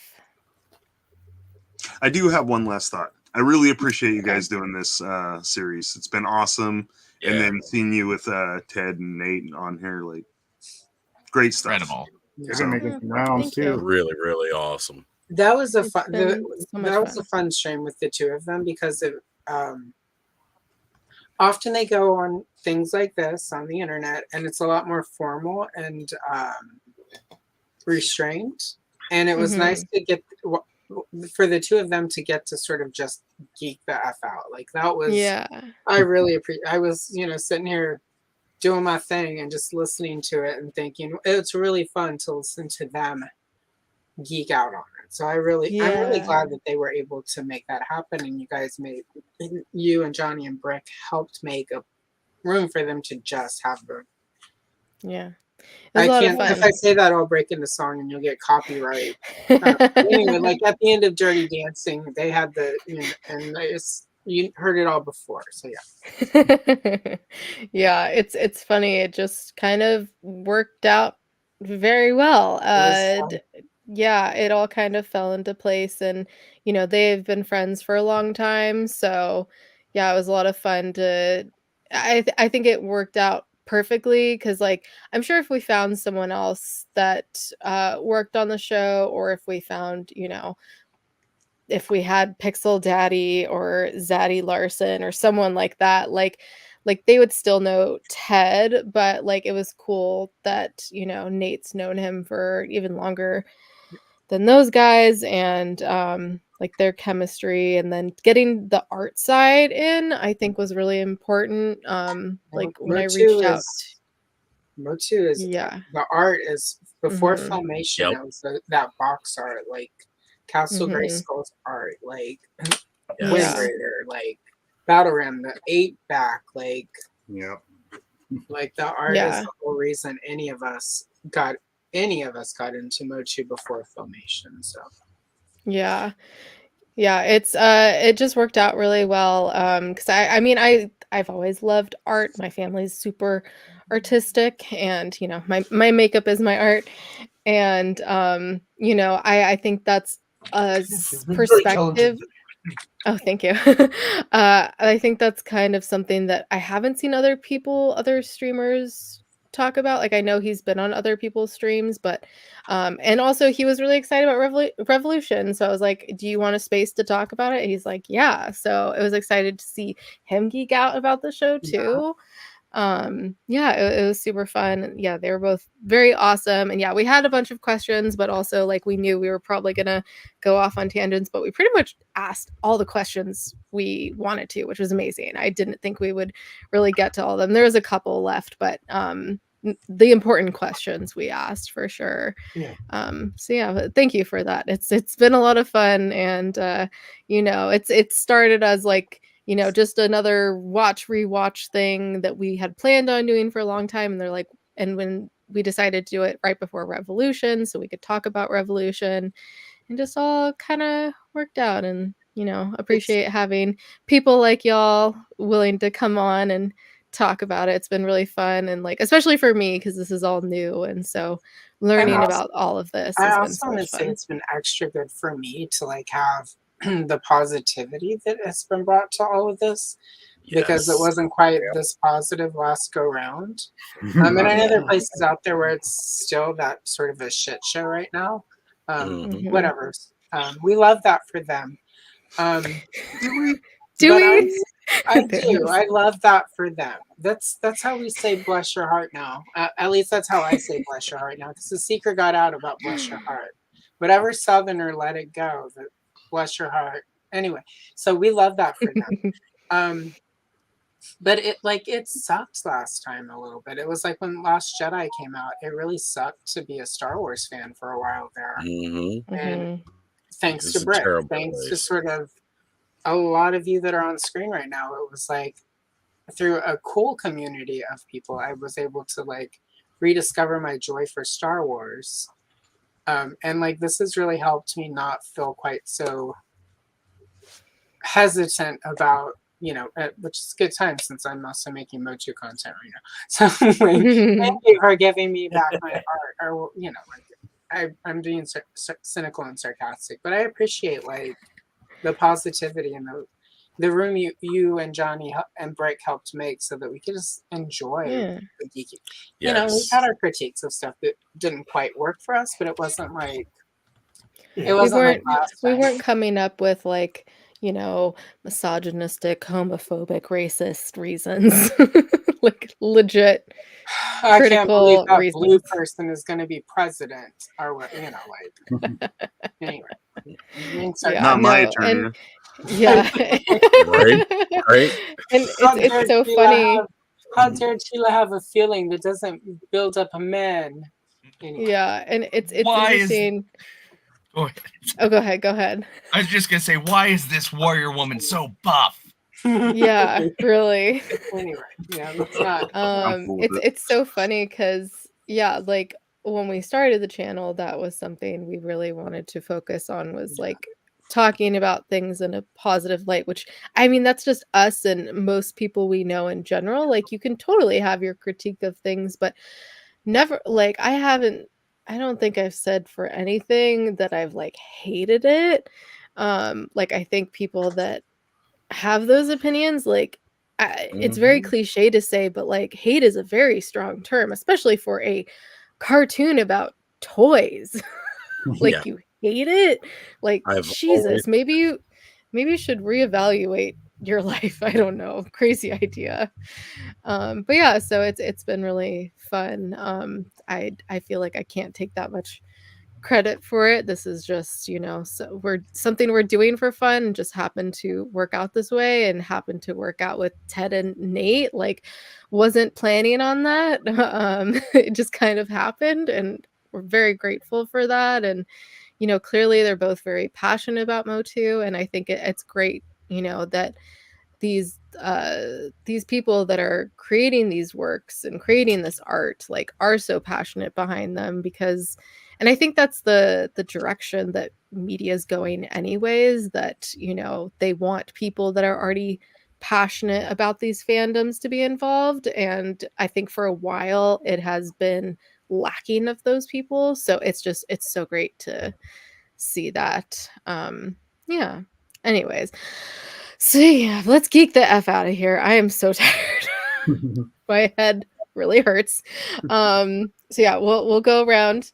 Everyone tell the audience where they can find you, what you have going on, all that goodness. Thanos, we're going to start with you.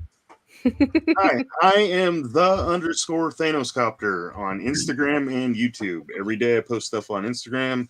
Wednesdays are hump days, somewhat not safe for work, more than somewhat. Fridays are Fisto Fridays, sometimes not safe for work.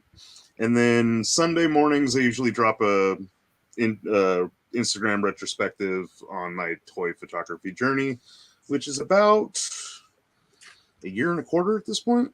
So nice. Awesome. All right, Mr. Chris, Shiny Plastic People. Yes, I am Chris Plastic at Shiny Plastic People. I plan nothing, I just happen. But it's been such a joy to be here and get to talk this with you guys. So thank you so much for that. Just check me out, SPP Toys, pretty much anywhere, everywhere. Hopefully I'll have something. Yeah. Awesome. Miss Allison Troy, Retro Troy Princess. Okay, I can't talk. Please talk. Dear There's God. many R's. Okay. So like right now, the Surgeon General. Oh wait, that's the wrong speech. Okay, my fault. Yeah. What do you Okay. got So going on? yeah. Tomorrow at 10 a.m. I have the 1983 Strawberry Shortcake Kenner toy booklet going live on my channel, which is the year the Very Happy Home, the Big Giant Dollhouse premiered. So that's a pretty cool one to go take a look at if you're into the Kenner booklets. Sunday, I have a live stream with Lawrence from A Punk with Toys. We're going to color some Care Bears. Why? Because that's what Lawrence wanted to color. And Wait, really? really, and he has a Wow. really cool story He about why. That surprises I'm me not, every day. not going to spoil that, but it's a great story, and I'm going to make him tell it. As soon as he said he wanted to, I'm like, it's because of, and he was like, yeah, because I listen. Cool. Well, you know, he talks a lot, and you listen. So there's that, and then I have right now. It went live last Wednesday. I have a Castle Grayskull. It doesn't say part 1 on the video, but it is part 1 on a history lore of Grayskull series that I'm going to be doing this year. I reinterpreted the classic kid stuff Castle Grayskull record and got my amazing boyfriend to do the narration for it 80s style. So that's fun. So check that out. And then of course daily shorts every day until I run out of them, and then I'm taking a month off from shorts. And that's that. Love. And we have Mr. Ostradamus Toys. Well, everybody can find me here on YouTube as well as on IG at the same name, Ostradamus Toys. Catch me Thursday nights on Toy Frenzy on Skelevator's channel, and Saturday nights hanging out in the clubhouse with most of these fine folks right over here. The whole panel here most of the time comes to hang out on a Saturday night. And tomorrow night, we've actually got a very, very special episode. One of the best things about this whole series that's been going on Geek the F Out is just seeing, you know, Kayla's reaction to everything as being a new fan to all of this. She's been surrounded by so many of us for so long, but her actually getting into it now. Now we're also going to get to see a little bit of that from another well-known toy tuber, Highly Articulated Adam, as he had some of the vintage toys when he was a kid, but it's never been like his favorite thing. And, you know, he doesn't always talk a lot about Masters Universe. Well, recently he got the Origins bug because he was able to start picking them up at a super cheap price. And he's going to be coming on tomorrow night to hang out and open up a ton of Origins toys across the stream. Love. I need to find my And his wife's joining. I'll open it. Amanda?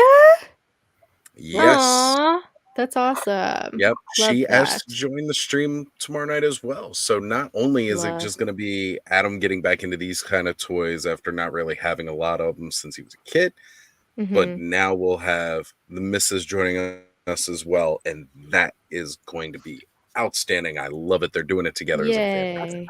Oh, that's awesome. Yeah, that makes sense now why he didn't want to come on this if he's going to be talking about it tomorrow.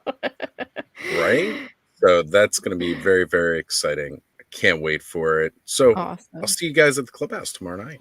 Yeah. And Mr. Eldor, all the way from Eternia, what about you? Well, yes, you can find me here at the Masterverse Toy Hunter, and yes, I've just started to do a few videos on my custom works there, working on setting up the skeletal viewing table. So, you know, I'll be bringing different projects on here and there that I'm working on, and explaining how, you know, all those go together and what have you, and so forth. And yes, so that's on my a new segment, Custom Figure Time. And normally when I'll be talking through my custom action figures and what have you, and I was doing a live there, which I'll start back up again, interviewing other creative people in the community. And so yes, I believe I also have a bit of a colouring session coming up with Alison Troy there. I went outside Custom Grayskull there one fine day, and just, you know, put up a bit of a pew there in the old sketchbook, and drew the home there, the house as it were, and so we'll be colouring in all that and what have you. Fun. Love that. Awesome. Your work is amazing. And then we have Cobweb thank you. Collector. I have Cobweb Collector here on YouTube and Instagram as well. Just do a bunch of mainly Motu videos, all Masterverse, Origins, anything Motu related I get my hands on, and anything random that catches my eye in between. Then Saturday nights, usually hanging out with Oz, like he's saying. Excited to see Adam. I heard about Adam will be there and saw the little post about him getting back into Motu. That's awesome. And so happy to seeing Kayla finally after all probably knowing you or talking to you in chats and stuff for probably close to 2 years now, and just your comments. Oh, I know nothing Motu, and now here we are finally getting you, and you're one of us. So crazy. It's so funny. I'm glad you love it and enjoy it. It's such a fun thing. Motu. Yeah, so different. It's great. It's so funny. I said this in the GDL Discord when people were like saying how the Eternia was shipping, and I was like, I remember just yesterday being on the Comic-Con floor before it opened and taking a sneaky video of Eternia because Jay was like, can you take a video? And I was like, I don't know. I have no idea what this is, but I'll take a video. And he posted it and it went crazy. And now, I have a bunch of toys and I've watched the show and I get it. I get it now. And I know what Eternia is and it can do the Leo pointing. I know that. All fun stuff. So it's crazy how the turntables have turned. But anyways, thanks again, everyone, for joining us. Thanks for everyone watching this live. We have been streaming for literally 6 hours. My eyes hurt. I got like 2 or 3 more to go. Come on. Another like 3 hours. If you're watching on the replay, thanks for watching the replay. Make sure to smack that like, smack that subscribe, smack that bell icon. Go follow all these lovely people here and everyone else we've had on the show. Go follow Ted and Nate. Everyone's amazing. Love everyone. Jenny. Everybody. Everyone make their things go crazy. Thanks for geeking the F out with us.